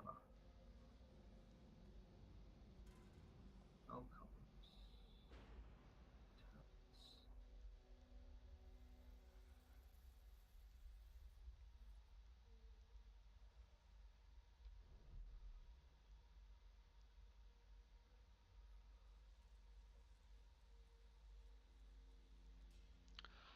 Question about if I cast a concentration spell, am I Yeah. able to cast other spells that are not concentration? You can't cast other spells with concentration, but you can cast other spells. Right, okay, just making sure on that. Yeah. I guess that is everybody on your side. It's their side.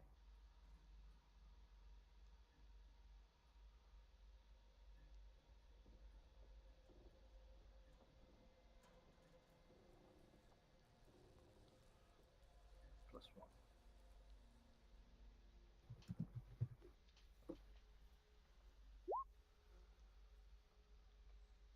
Team.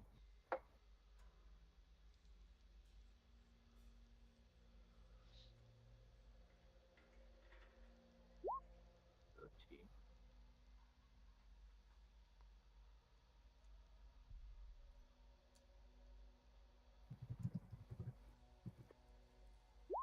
19.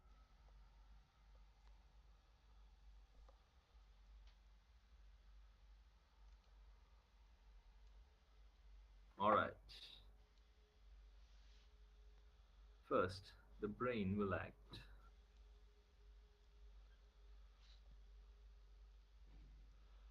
It needs to make some more checks or more Oh, saves. yeah.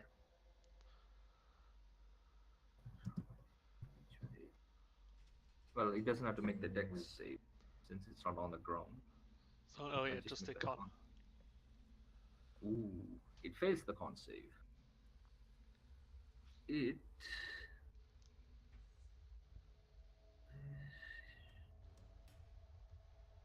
As you see, after the brain moving around, and you would assume that it is signaling to its allies that there are intruders.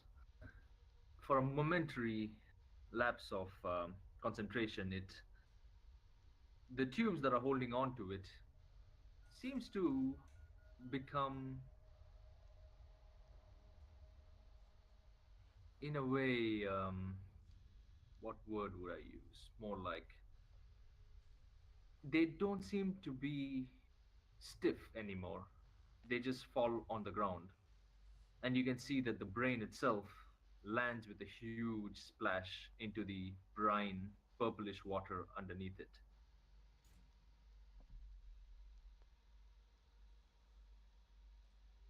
It is going to.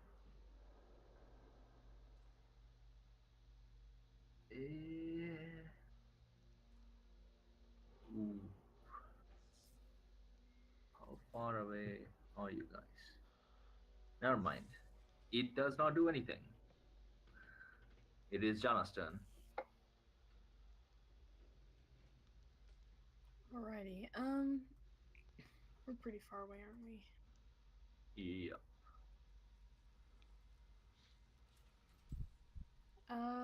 I think then. Oh, come on.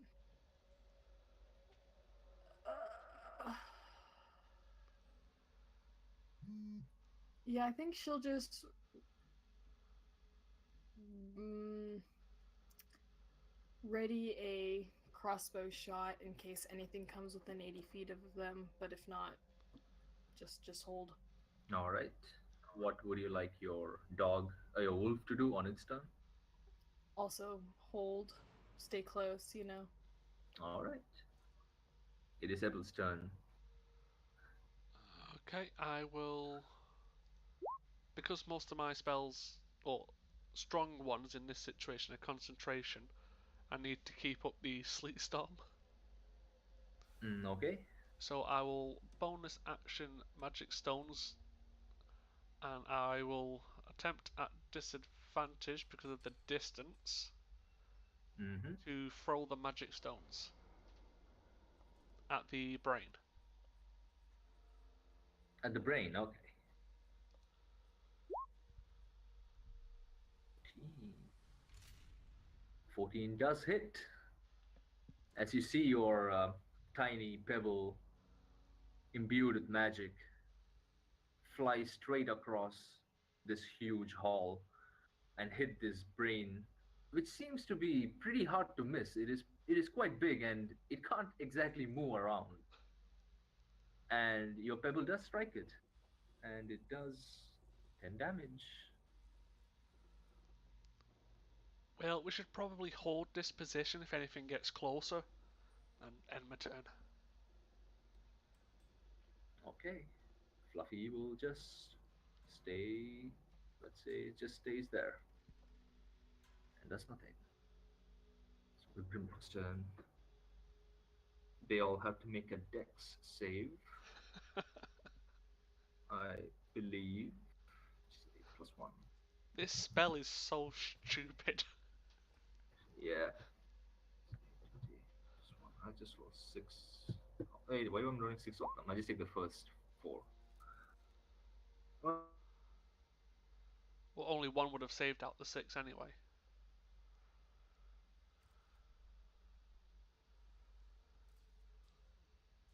wait, no. This spell is a bit weird. Let me read it.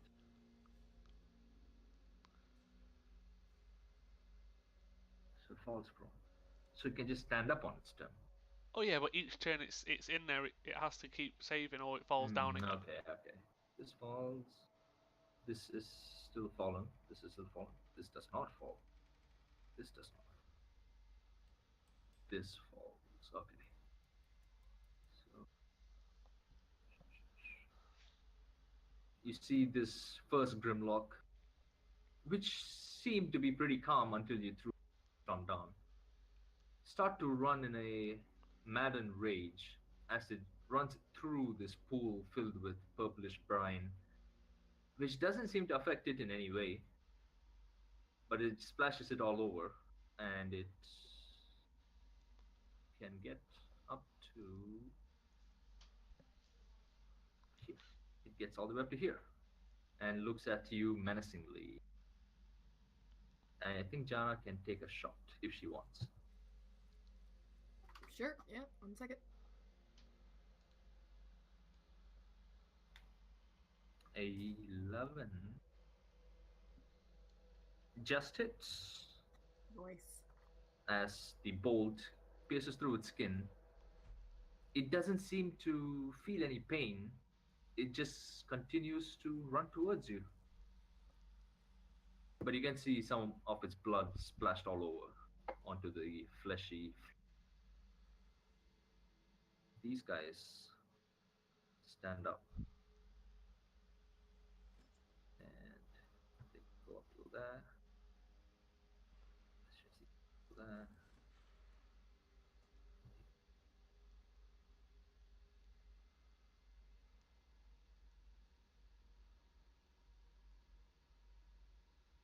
They're all currently standing.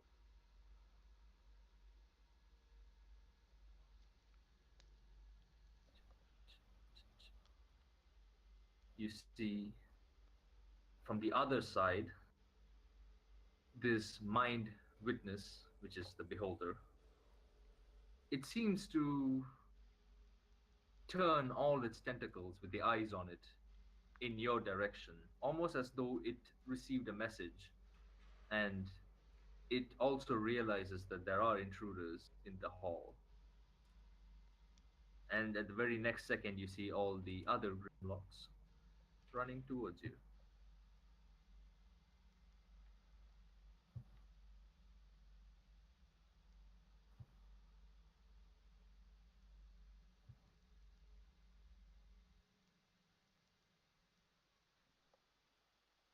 It's the end of their turn. Mind witness system. Now comes the fun part. These guys do some random shit. Okay.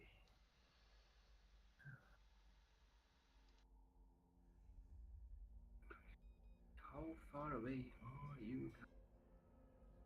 Oh, you are just out of range. You know what? It's gonna move then. It's gonna move here. As you see this giant creature with his tentacles all flopping around, and all of them pretty much directed at you, at the five of you. Did, It moves very slowly and calmly. did it make a dex save? Uh, it is not on the ground. It is 10 feet in the air. Yeah, this goes 20 feet in the air.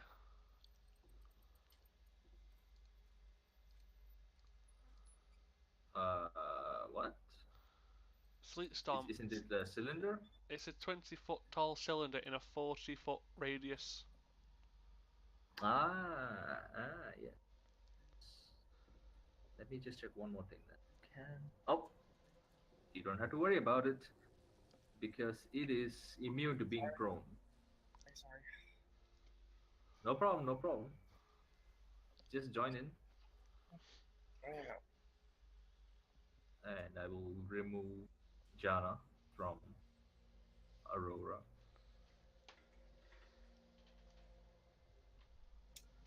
Oh, that's a brain. All right, this is looking good already. Yeah. So you haven't really missed much other than the fact that you guys ran into a guy named Tavis. who has been stuck here for a while and is trying to get the hell out of here using your help. And you guys are trying to kill the brain as well as the mind witnesses, aka beholder looking creatures, in an attempt to get the hell out. Okay. And you can control your character sheet. You guys are at the bottom left of the map, and you were warned not to get close to the brain. And coming back to the sleet storm, the mind witness is immune to the condition of being prone. Well, So I shit. don't think even if I roll it, it would matter. Well, there goes. That's a good news, I guess, because my wolf's not going anywhere near that. Oh, it's just in range now. Let's see what happens.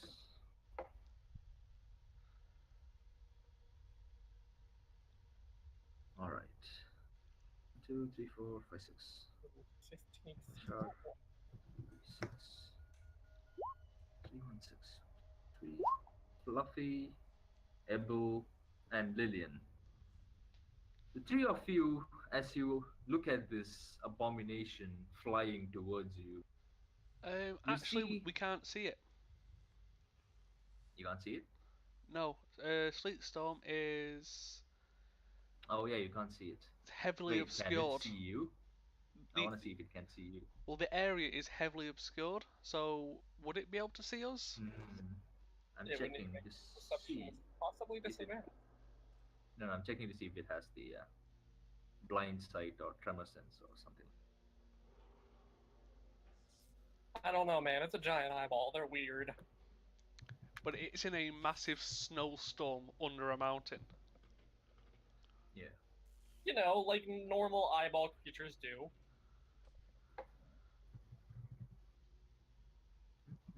Dark recordings, suspicion tally, penetration, trying to see in the area. Okay. It cannot see past it, and you guys can't see what is inside either. All you, all you heard in your previous turn are splashes of water, presumably something walking in the brine itself. And it cannot see you either, so it's not going to do anything. So the red stuff is brine. The purple stuff is brine. The red stuff is just flesh. That is the flooring that you're standing on, Oh, which goody. seems to have brine underneath it. If you cut through it, if you want.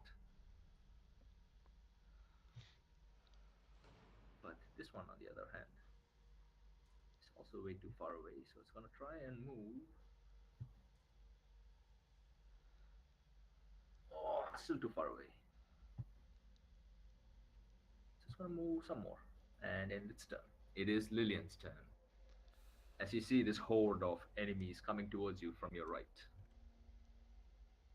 What's the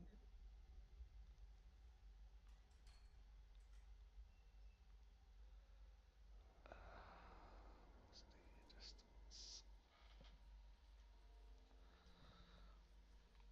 Oh, shit. If that's the case, I'm not. She hasn't really got anything to hit them. I'm gonna cast Magic Missile at level 3 on the brain. Okay.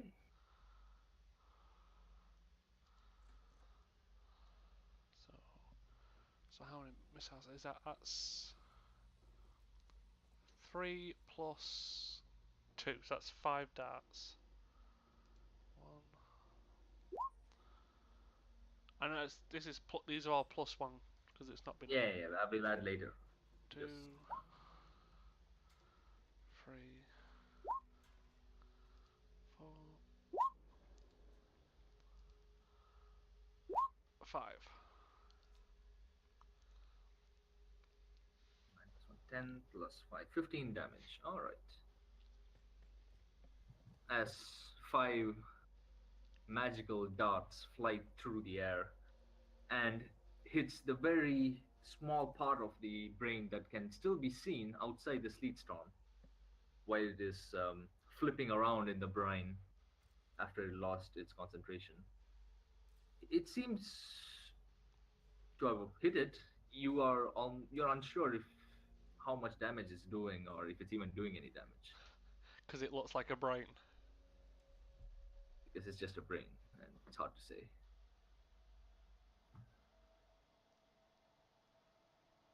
Is it the end of Lillian's turn?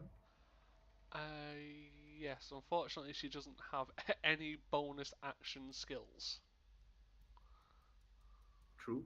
Except, of course, she's a sorcerer. Wait, she's a sorcerer. Oh So you yeah. gotta roll a d20. A 1 or a 20, something happens. Plus, using her bonus action, she can change sorcery points or something, I believe. She can convert some of her spells into sorcery points, Yeah. and vice versa. Yeah, I was going to be doing Nothing that for an extra 3rd level spell later on. Okay. It is Oriana's turn. Alrighty. I'm just gonna shoot a crossbow bolt at this guy right there. Okay. A 16 does hit. And it hits him square on the chest. As you can see some of his blood splashing in to the rest of the brain. He still is looking directly at you without actually. He doesn't even seem like he just has any pain at all. Okay.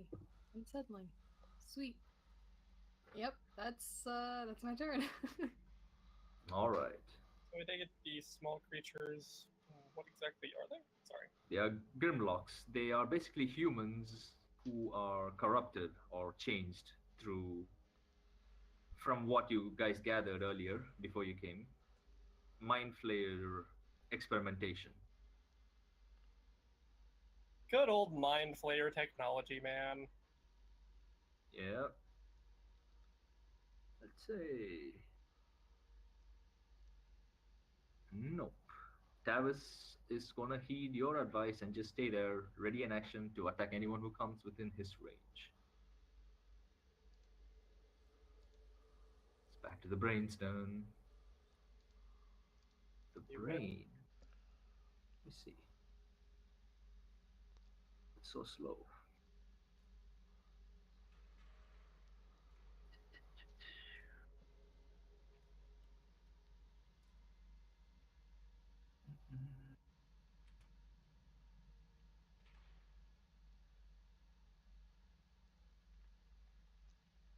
Well, I'd still need to do the saving throws anyway.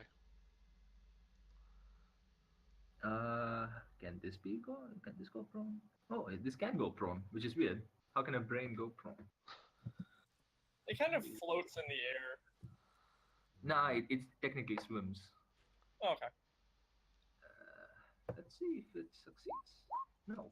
Imagine a brain The- just kind of flops over. Yeah, the brain went prone in the water somehow.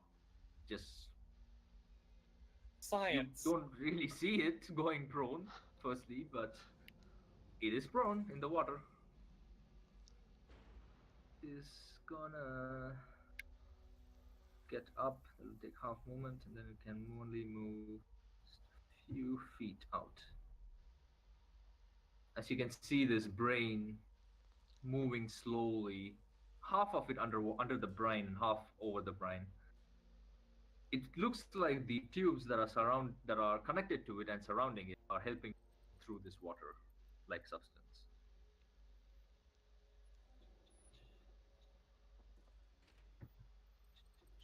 Yes, still okay. That's the end of its turn for now. It's back to Jana's turn. All right. Hold on. Let me see how far this. 95. So I'm gonna move right there. I'm going to line up my bolt to this Grimlock right here. All right. I'm gonna throw out a precision strike at it to take it down.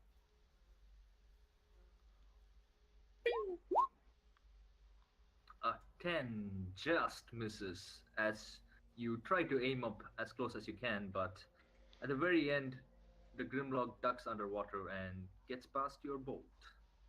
All right. Then I'm going to use my 10 to duck back. All right. And I'm going to tell Fluffy to defend the area unless it gets too crazy. Okay. It is Abel's turn. Well, as it stands, the sleet storm isn't really helping that much, is it? Depends if you are Well, trying to blocking slow down the bad. Grimlocks or attempting to. Well, you wouldn't know. Your character wouldn't know that Yeah. the beholder can do something from that far away.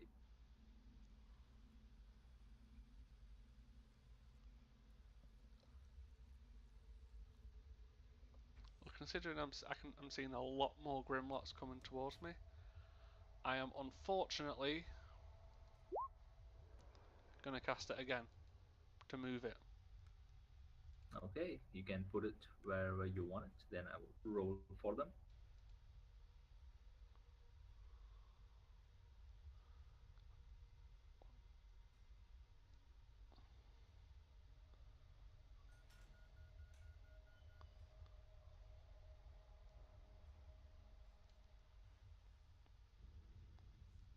Okay, top to bottom, left to right. Grimlocks first. 2, 3, 4. 40, 20. All right, all of them fail as they all fall prone, which you can't really see from where you are, but you can hear a loud splash from your right. Multiple splashes from your right.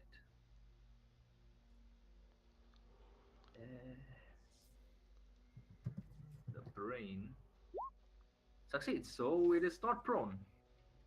The brain is standing. As brains do. Yup, yup, yup.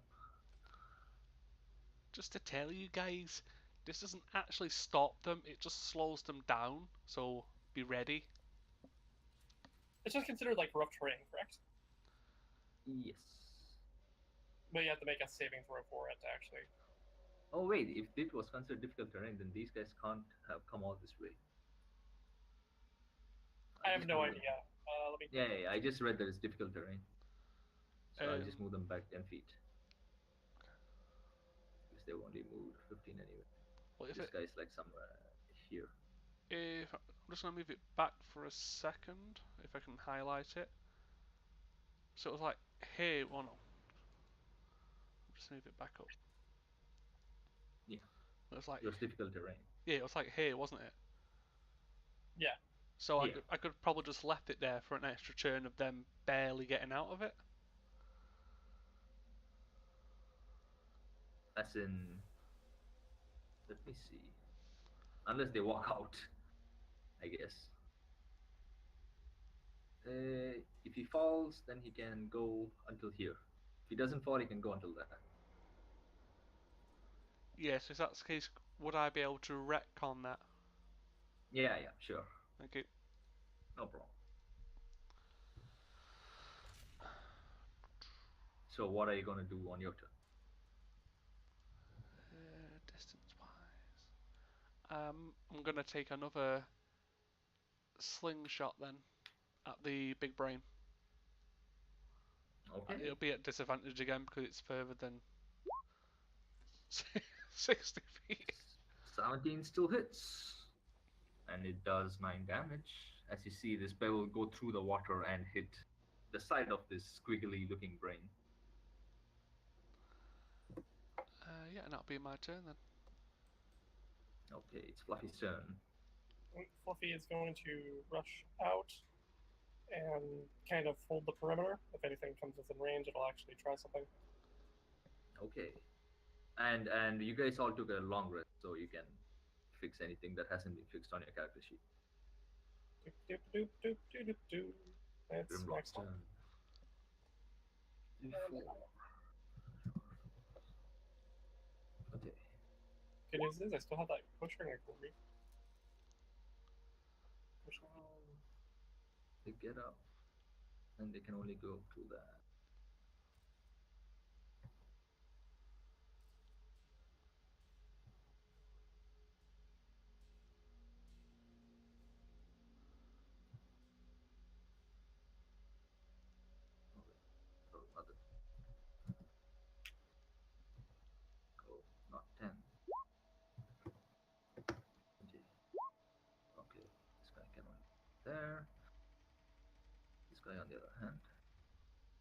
much closer.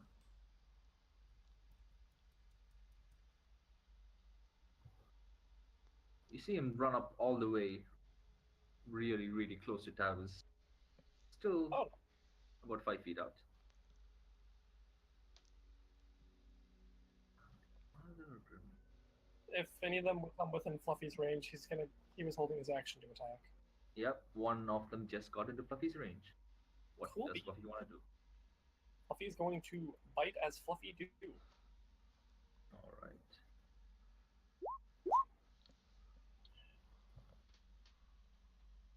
28 does hit. And does 11 damage. And surprisingly, this is the guy who got hit before, and you managed to kill him. You just tear open whatever is left of him, his miserable body, which has been experimented with for ages, you would presume, as the Grimlock falls dead on the ground. Nice.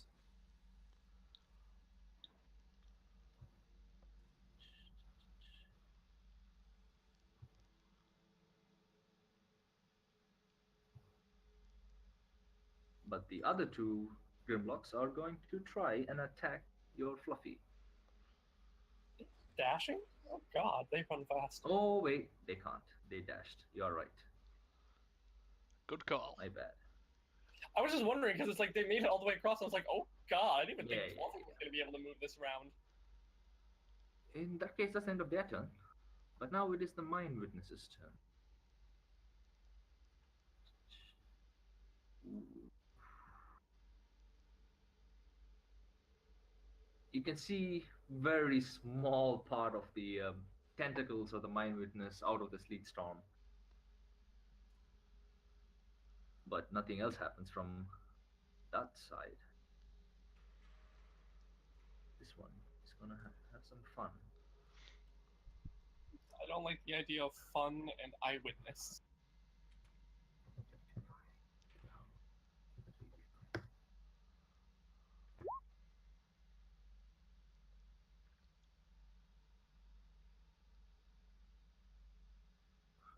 So Jana, Lillian, and Tavis. The three of you manage to see something, some kind of projectile coming towards you. Let's see. Is it a spell? No, it's not a spell, It's but a it good is old-fashioned- magical. The reason why I'm asking is Fuck. because Lillian has counterspell. No, it is not a spell. It's a good old-fashioned eye beam. It is definitely one of the eye rays. Yes. Let's see what Lillian gets hit with. Lillian should make a strength saving throw. Yeah, that's a -1. It could happen, maybe. Ooh. And remember to add. Well, I'll remember to do that. You don't need to remember to do that. A 13 is just enough.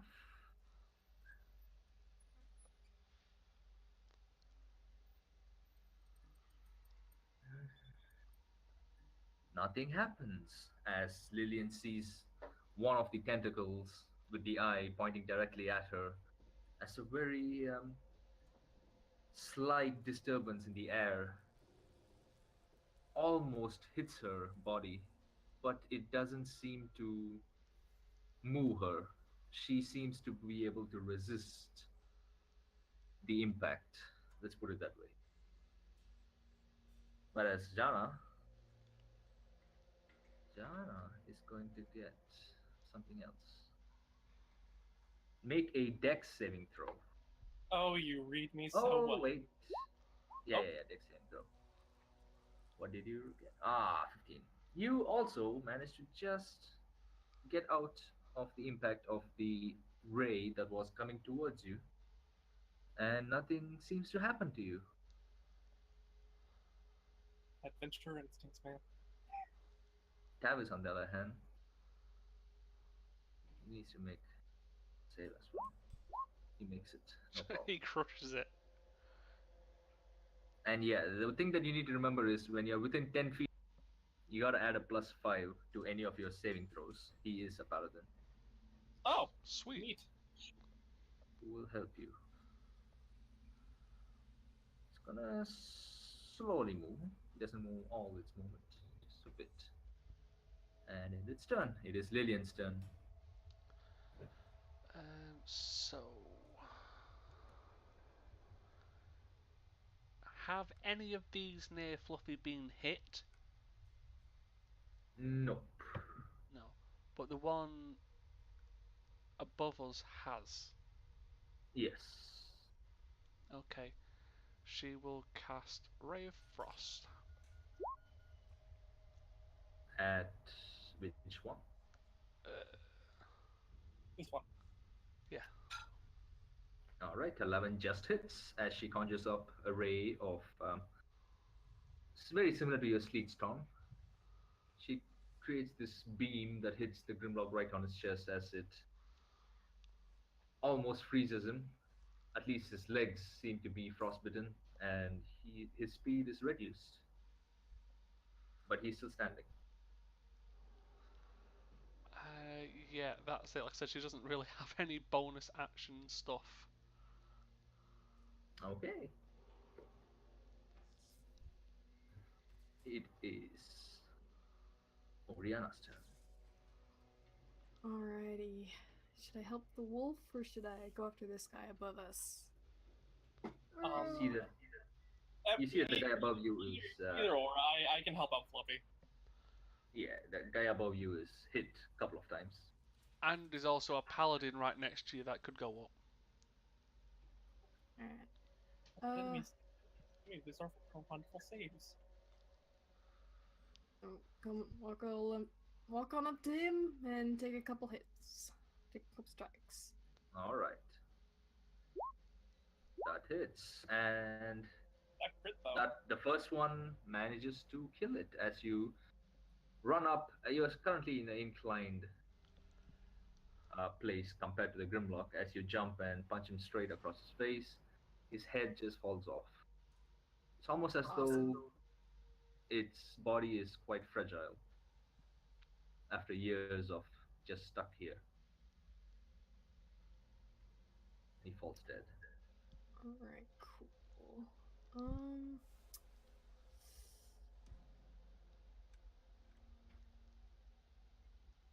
Yeah, I'm just going to step right here and then wait.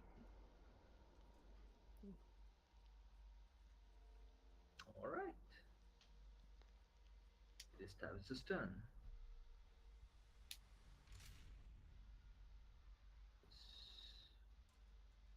He will probably stand somewhere there. Maybe somewhere there. Trying to get as many people within 10 feet of him. And he will hold an action to attack anything that comes. It's the brain's turn.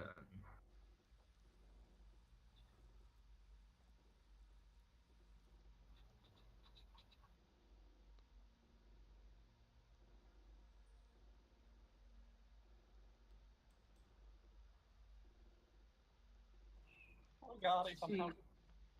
You can see that the brain is slowly getting moved by the tubes towards you, but it is still within the brine, the liquid.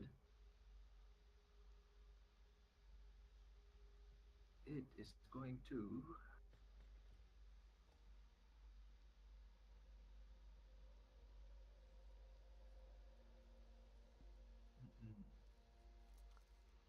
Can't do that. Can do that though. Let's see.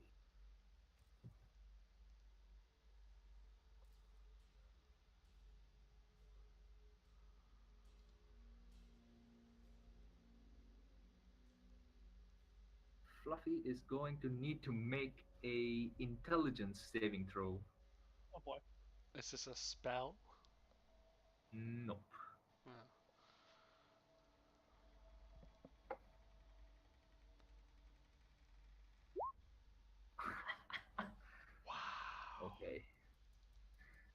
Well, That's about what I assumed from Fluffy. it is. Alright. You're not entirely sure what is happening to Fluffy. It is starting to shake its head in a ferocious manner. You feel like it is going into some kind of rage without itself knowing. First, it takes some damage. Let's hope it's not 12. Whew, Wow. that is max damage, unfortunately. Your wolf explodes.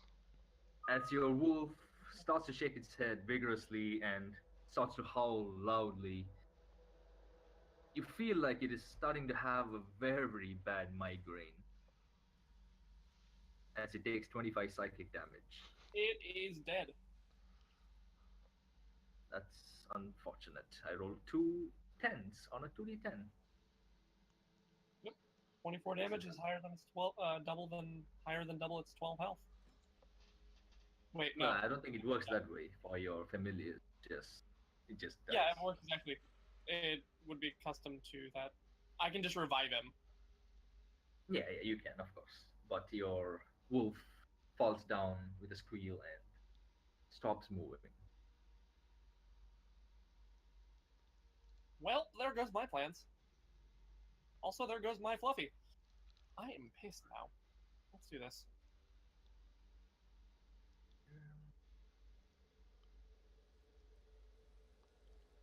Okay, that is the end of the brain's turn.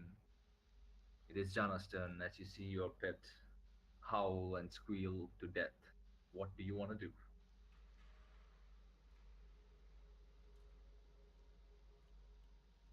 Jana is going to tap into the magical energy that she never uses. Because All right. that's it. Time to let loose. Cast Spike Growth. And I'm going to have it centered on basically all these little guys here. Okay. What does it do? 20-foot 20-foot radius. Terrain. 24% damage. Basically about there. All right.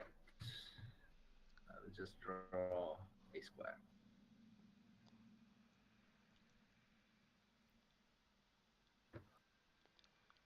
Guess it's more than that then. Yep. Just sort of say, you can maneuver it so it doesn't hit us. Yeah, that's why I put it exactly at 20. Well, that's Just moves a bit more. 5, 10, 15, 20. Yeah. Well, technically it's one more up. Mine's bigger than yours. doesn't matter. True. Mine does damage per movement.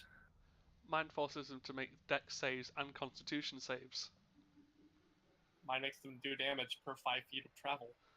And nah, I'm good. I'm not. All I'm right. too pissed for that. As you put your arms up and say a few words under your breath, a lot of spiked, thorn-like organic matter start to conjure Oh god, I up didn't realize we're on flesh and basically the equivalent of it's like spines and crap. onto the fleshy floor. It camouflages with the floor itself as it turns red. None of the Grimlocks seem to notice them. They all seem to still be looking directly at a lot of you, which might be good for you if they start to walk on it. But very slowly but surely, you do see that these thorns are slowly piercing the floor, and you can see purple brine start to ooze out slowly. Nothing to worry about as of now. Awesome. It is. Unless you want to do anything else, it's Ebel's turn. Collectively, I can't do much except I'm going to kind of rush up and kind of bait them. All right. I'm going to move closer in. I'm going to be upset that the dog's dead. Mm-hmm. And considering the situation we're in, it doesn't look very good. I am going to reveal my heritage. Okay. So some glowing green wings appear from my back. Ooh, fancy. As all of you turn and see what is the source of this light that is appearing from behind you, you see that Ebel seems to have sprouted wings, and his eyes start to glimmer. I'll also go 10 feet in the air. And this turn Mhm. I shall recast Sleet Storm. All right. Where do you want to put it? Overlap, double half movement.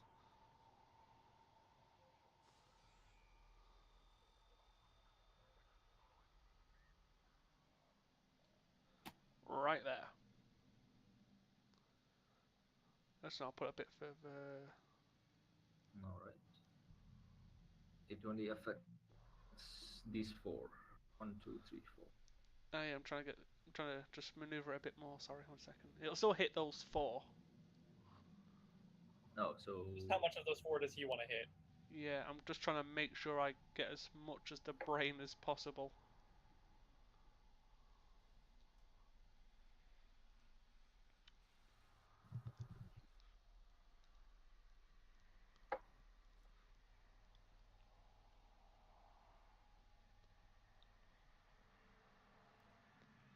Well, there goes my 2 third level spells. Don't worry, it's my first, second level. Oh, no, I've still got no. everything else. Is this the final position? That is the final position, yes. So it's gonna hit these four, right? Correct, One, yes. two, three, four. All right. We try this one. One of it makes it, the other one does not. This one doesn't have to make it. The brain, on the other hand, has to make it. And it fails. So the brain is once again prone. And is it While concentrating on anything? no, it hasn't casted. It hasn't cast a spell yet. Okay. You want to do anything else? Ebel. I'll. No, I think it was my bonus action to use Radiant Soul. Yep. So that'll be it for me this turn. Oh no, it's your action. Radiant It's Soul is actually your your action, action. right? Or Radiant Yeah, Soul's. so you can't cast Lead Storm again then. Okay. You can So if that's the case, I'll do Radiant Soul next turn then. Okay, so it's just Lead Storm. Yeah. And Nobody sees him flying, nor does anyone see his eyes glow. Not just yet. nobody saw that big reveal, guys. No one saw it. Yeah, no one saw it yet. Well, if Man, we're that's also your turn, now. This is awesome. it would be Fluffy's turn, but the Fluffy is dead, so I'm gonna delete this thing. The Fluffy is dead. Thanks. So it's dead, so I'm going to delete it.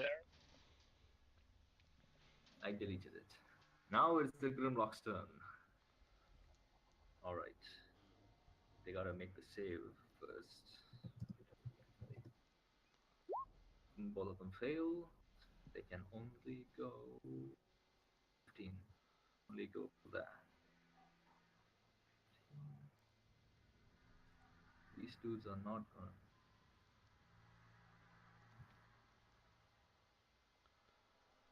I mean, yeah, even if they're not in the Sleet Storm, they're still having to spend more time to run around. Yeah. Plus, as soon as Sleet Storm loses its effectiveness, I'm just going to start casting Moonbeam. I mean, we have collectively two characters who are literally zone deniers. Yeah. And I mean, like I said, it's just a case of I'm casting Sleet Storm 2 to the 150-foot range. Mm-hmm. I can cast it at the same distance. It's great. It's gonna attempt to go there, but it's gonna take 4d4 damage. Can you roll the damage for me? Yes, I will roll a per your movements. Alright, took 9 damage. As you see this Grimlock, not necessarily caring about these spikes on the ground, just head fast and walking directly at the five of you. Tavis gets to hit it first. He's gonna hit it first. Well, hot And damn. 23 does it. But that's not a crit, so it's only a 13 damage. Which kills it. As it struggles its way through the spikes, bleeding all over. And when it's this close to Oriana, Tavis just comes in between and slices it in two with his great sword.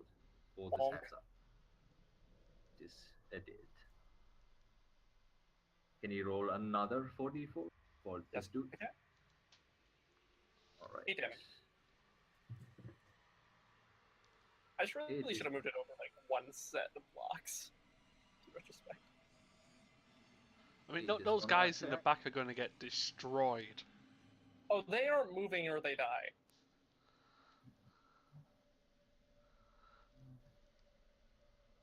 $18 hits. Hit. Does a 12 However, hit? I don't think the 12 hits actually. No, it doesn't. Okay, technically supposed to do a plus 1d4, but it's not doing it, so I'm gonna roll separately. So 3 plus 6, you take 9 damage as you see this grayish skinned, corrupted human bring down a club with tiny spikes at the very end. Oh, yeah. Try I to have to roll, pierce you. I have to roll a hit die for the long rest. I bet. Well, As long as you just get your hit points back. yeah. Oh, long rest we get all the hit points back? Yeah, you get half your hit dice back and you get all your hit points back. You take 9 Okay. damage now, though. That's fine. Alright. These dudes. Unfortunately, I they feel have to thoroughly. move. Sucks for them. They can only move up till here, though. It's difficult terrain. But they're gonna dash anyway, so just roll 24d4 twice. Just kill them. Actually, yeah, What was even if that? you roll a 1 on all of them, they're gonna. So yeah, 24 You don't have to roll d4. anything. Twice? Alright, there's 144. No. 24d4. Alright. 24 times. Yeah. Yeah. So each I of them did more takes damage than a 65 dragon damage on that move. as they both drag their legs, which have already been pierced, and you can see their flesh and meat just falling apart. They still somehow manage to get really close to you, and they just fall dead. They don't seem to be in control of themselves. Fine with me. All these Yeah, assholes are dying. I don't think I moved this guy. I guess you gotta roll another 4, 8, 12, 16d4. I'm assuming that's how it works.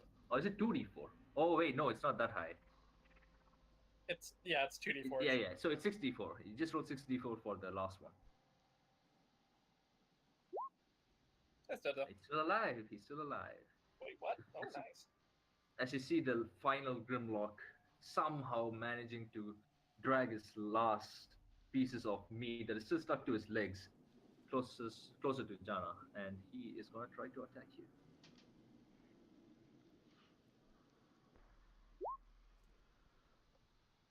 I believe Yeah, both both of them hits. So you take another 19. In total, you take 19 damage. With his very last breath, the Grimlock pummels you twice with his spiked club. Oh, that one's gonna hurt.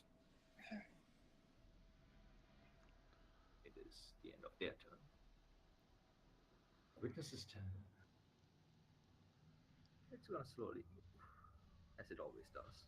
Can I ask a question about these ones? Yeah.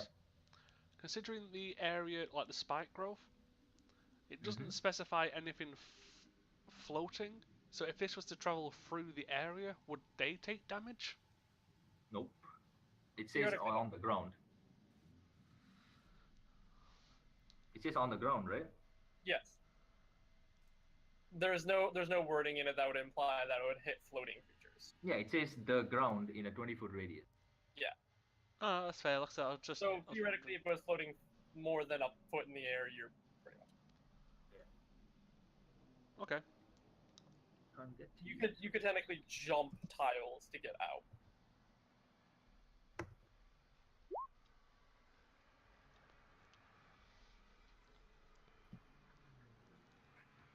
Someone's getting shit on with those 2 3s. Yep. It is Tavis again. But you guys have a huge advantage standing next to him. So you have 2, 3, 4, 5. So Jana gets hit again. Yay. Well, you're not sure yet if it hits you because you can still save. What save would you like from me, boss? This time, make a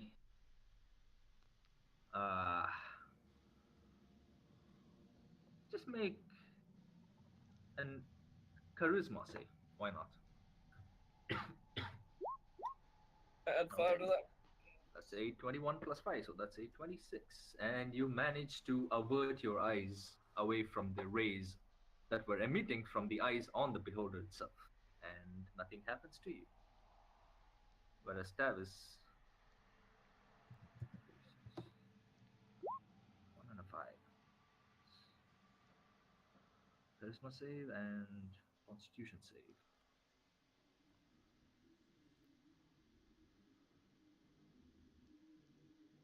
Pretty sure it's gonna make it. Yeah. Oh, he just makes the Constitution save. Lucky. Wait, did I hear fluffy? No, lucky. Nah. Oh, That's the opposite of Fluffy at this point in time. same. Alright. Once again, nothing happens as you all escape another turn. That is another one. It's gonna That's why slowly paladins are fun. body. Gonna go dash all the way. And end its turn. It's back to Lillian's turn. As you can see, a horde of Grimlocks just dead around you. Okay, Lillian is going to cast Magic Missile at 2nd level at the 2 next to Janna. Next to Jana. Alright. So it'll go in the top one first, then the bottom one. Alright. So that's 1,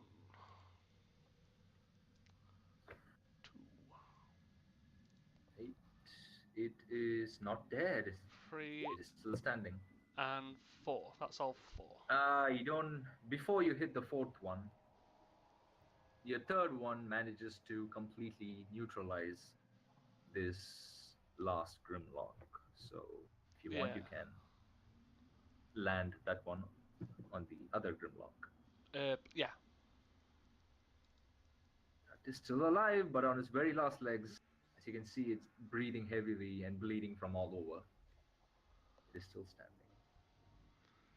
I'll move 1 space, and I will spend 3. Oh no, it'll have to be all 5 of the sorcerer points to get back a level 3 slot. Alright, I need you to roll a 1d20. See if you roll a 1 or a 20. Yep. Can't wait for that fireball to land on us, guys. It would be perfect if it lands now. Everyone is really close. 11. Nope.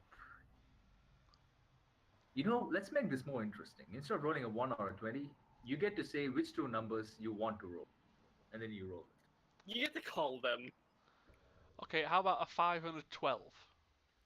Yeah, starting from next time. Okay, that It will is. be Lillian's turn. Then it is Oriana's turn. as you see Grimlocks trying to punch you, but fail because they kill themselves on the spikes in front of you. Alright, just moving over here and I'm gonna punch this last one. You can do that, yes.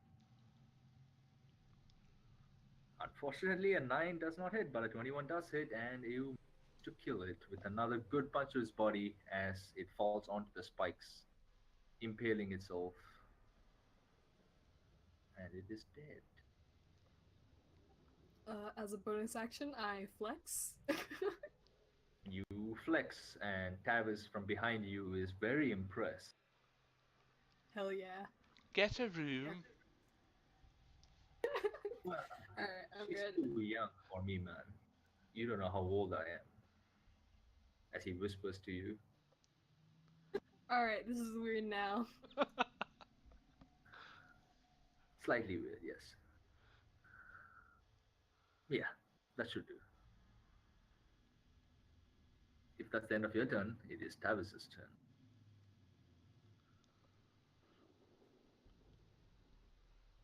He is gonna move that way. Actually, no, he's not gonna move too far away. Because he needs to save you from impending doom. So he'll just stay here so everybody's within 10 feet of him. Wait, I'm sorry. He needs to save us. Yeah. Against these things which try to, mess with your mind and shit. So he can try to save you. Plus, the only way he's getting out is.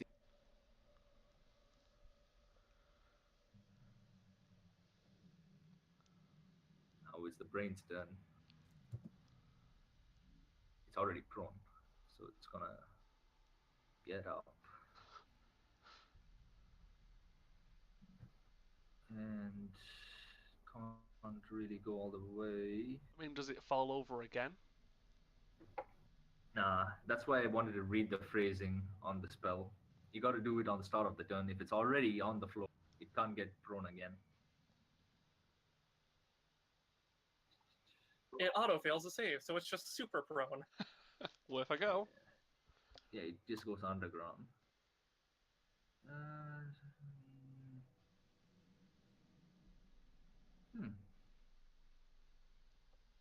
I need to check. What does blind sight mean exactly? You can sense various things through tremors, sensations, basically. Yeah, so it can technically see through the sleet storm, I'm assuming. To a certain point, Yeah, I believe. yeah, because it's heavily obscured, and I don't think blind sense gets affected. It just goes through it. It would depend on what type of blind sense it has.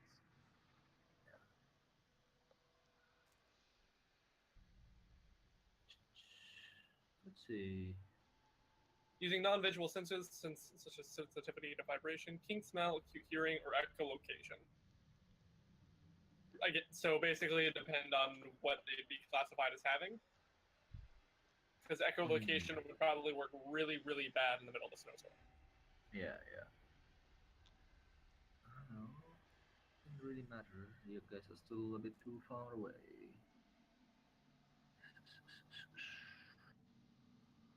Can't do that. Can it do this? Nope, you're still far away. So it's just gonna move. There. And end its turn. It is back to Jana's turn. Alright, I'm going to take a step back and drop the spell. Considering I probably see these things floating, right? What do you say? I see that these things are floating, right? Yeah. You can see that they're floating. Then I'm going to drop the spell and line up a shot on. Wait, hold on. How far am I? 70 feet. Perfect. I'm within range, so I'm going to take a regular shot with my crossbow over at the witness. All right. With what's it called? I always keep forgetting what it's called. Sharpshooter. Sharpshooter. Yeah. Yeah, that's what it's officially called. Ooh, 16 just hits. As your crossbow bolt goes directly at its, almost hits its eye that is in the very center of its body, but it does quite a lot of damage to it. It would do 16. As, yeah, as you see its tentacles start to flail around when it hits. Hello, Mr. Fluffy asshole. And then, yeah, I'm going to keep my back towards the group and stick around for the back. Okay. I have Table's literally turn. no other bonus actions because I have lost my only bonus action creature. That is true. Well, this turn I will now Radiant Soul. Mm-hmm. I'll fly up 10 feet in the air, and because that Alright. was my action, I will cast Balm of the Summer Coat as a bonus, and I'm going to spend 3 dice on Janna. Okay. So 3 hit points, and what else is that? 3d6. Yeah, 3d6 plus 3. 3d6, alright. 3d6. Oh, you're gonna roll, okay. I don't know if I rolled it or you did, so I'll just have it. Yeah, you roll for healing. Whoever heals roll. Plus 9, and then I get plus 3 to Oh health. wait, no. Jana doesn't roll. He's supposed to. Well, that's fine. Abel's supposed to roll, but it's okay. Yeah, so that So should you sort heal you 9. out. Alright, cool. Yeah, I think that's it for me. Okay. It is the Grimlock's turn. They are gonna try and get close to you. Which they can.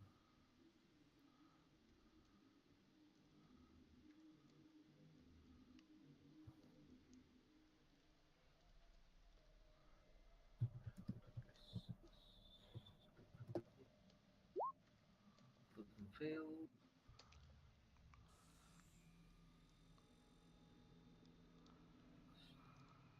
It's 10, 15. That's all that they can.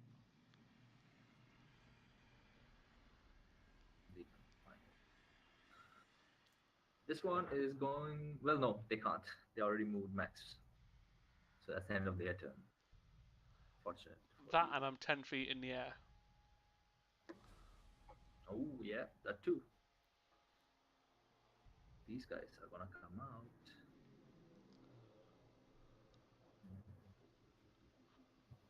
Suddenly, beholder. Go there.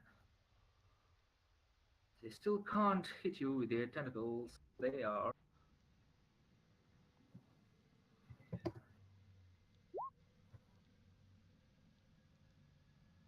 2, 3, 5. Ah, Oriana's gonna get hit. I guess that's the last thing she's gonna get hit today's session. Let's see what she gets hit by. Let's see how dead she is. 6. I need Oriana to a strength saving throw.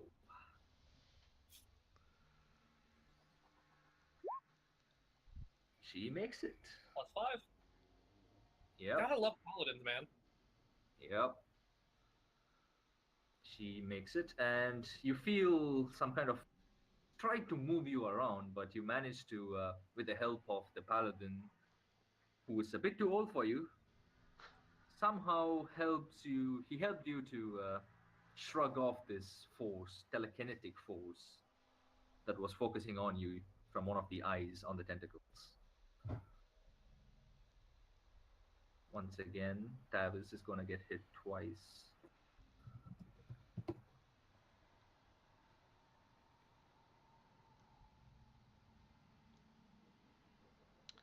They really don't like that paladin.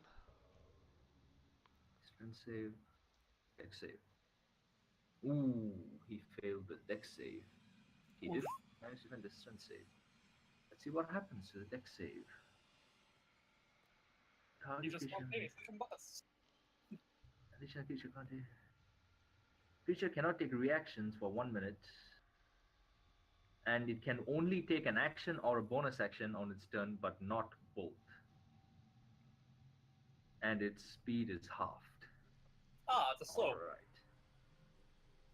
As you see, a very reddish-looking ray hitting Tavis as he shrugs off the initial ray using his strength. He's unable to move out of the way of the this ray that was emitted, which pretty much makes him slouch forward and very lazy, so to speak. But no other effect can be seen outright. It is Lillian's turn. We'll play until Tavis's turn, then we will continue next week since Aurora needs to leave. Okay. And Oh, yeah. So it's Lillian's turn.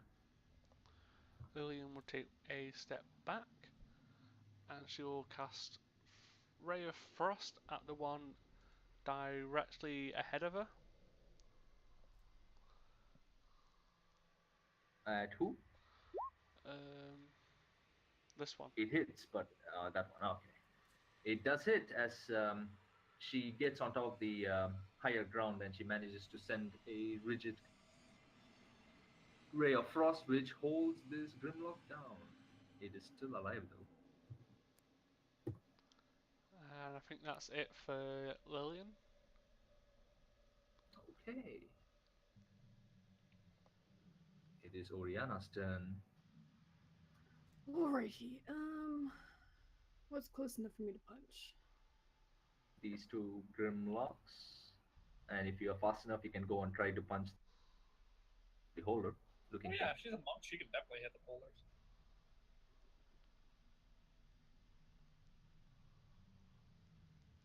You know what? Fuck it. I'm gonna punch the beholder dudes.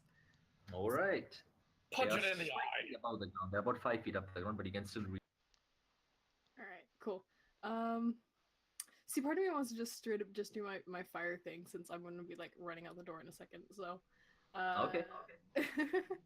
all right, so doing my things of the fire snake, which will do this has fire damage, and then A 9 does not hit, but a 24 does hit. So I'm assuming there's 8 fire damage. all right, and I will go ahead and spend a second key point to do another D10 fire damage.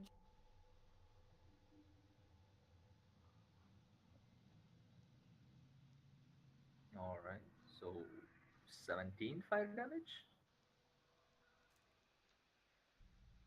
Yeah. All right.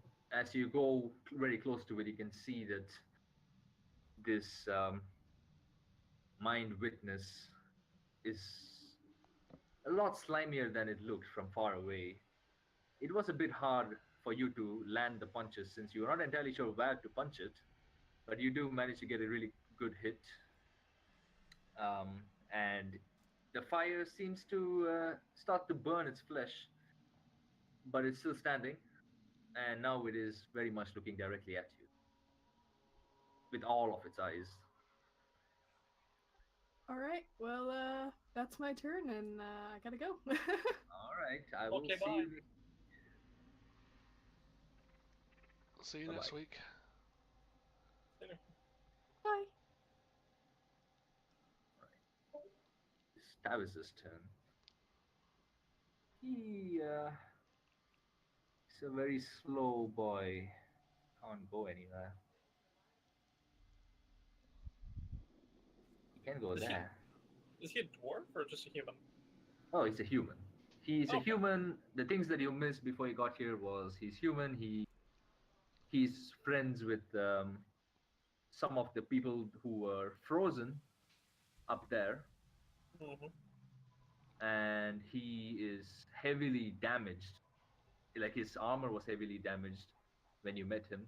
He's been here for a long time fighting random shit like this.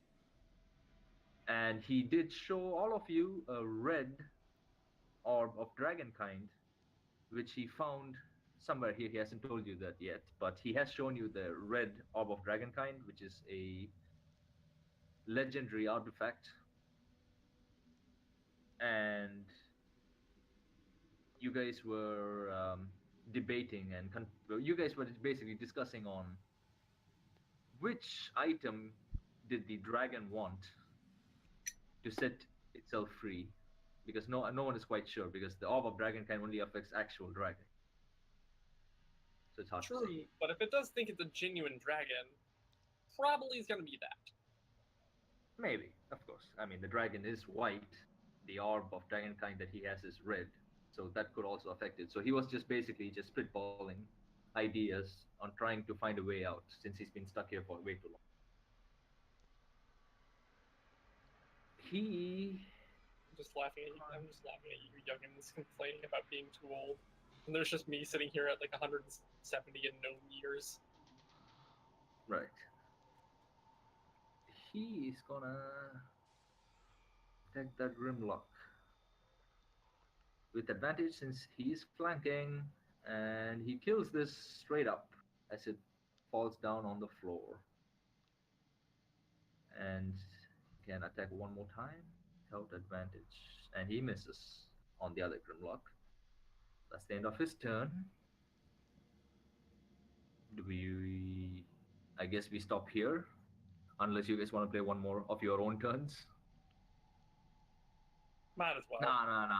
Actually, no. I don't think it's a good idea, since the Yes. brain is now gonna definitely attack Oriana, since he is 60 feet in the range. So it's best if she's here to see her own death, Same. because Yeah. this shit can do way too much damage. And in all fairness, next turn I was going to be dropping the Sleet Storm and switching to a constant Moonbeam instead. So. All right. It does like. Where's the thing?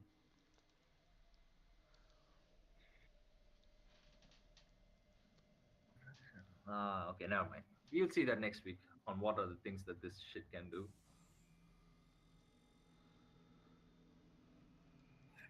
Alright, cool. But is the timing that we started today okay for everyone?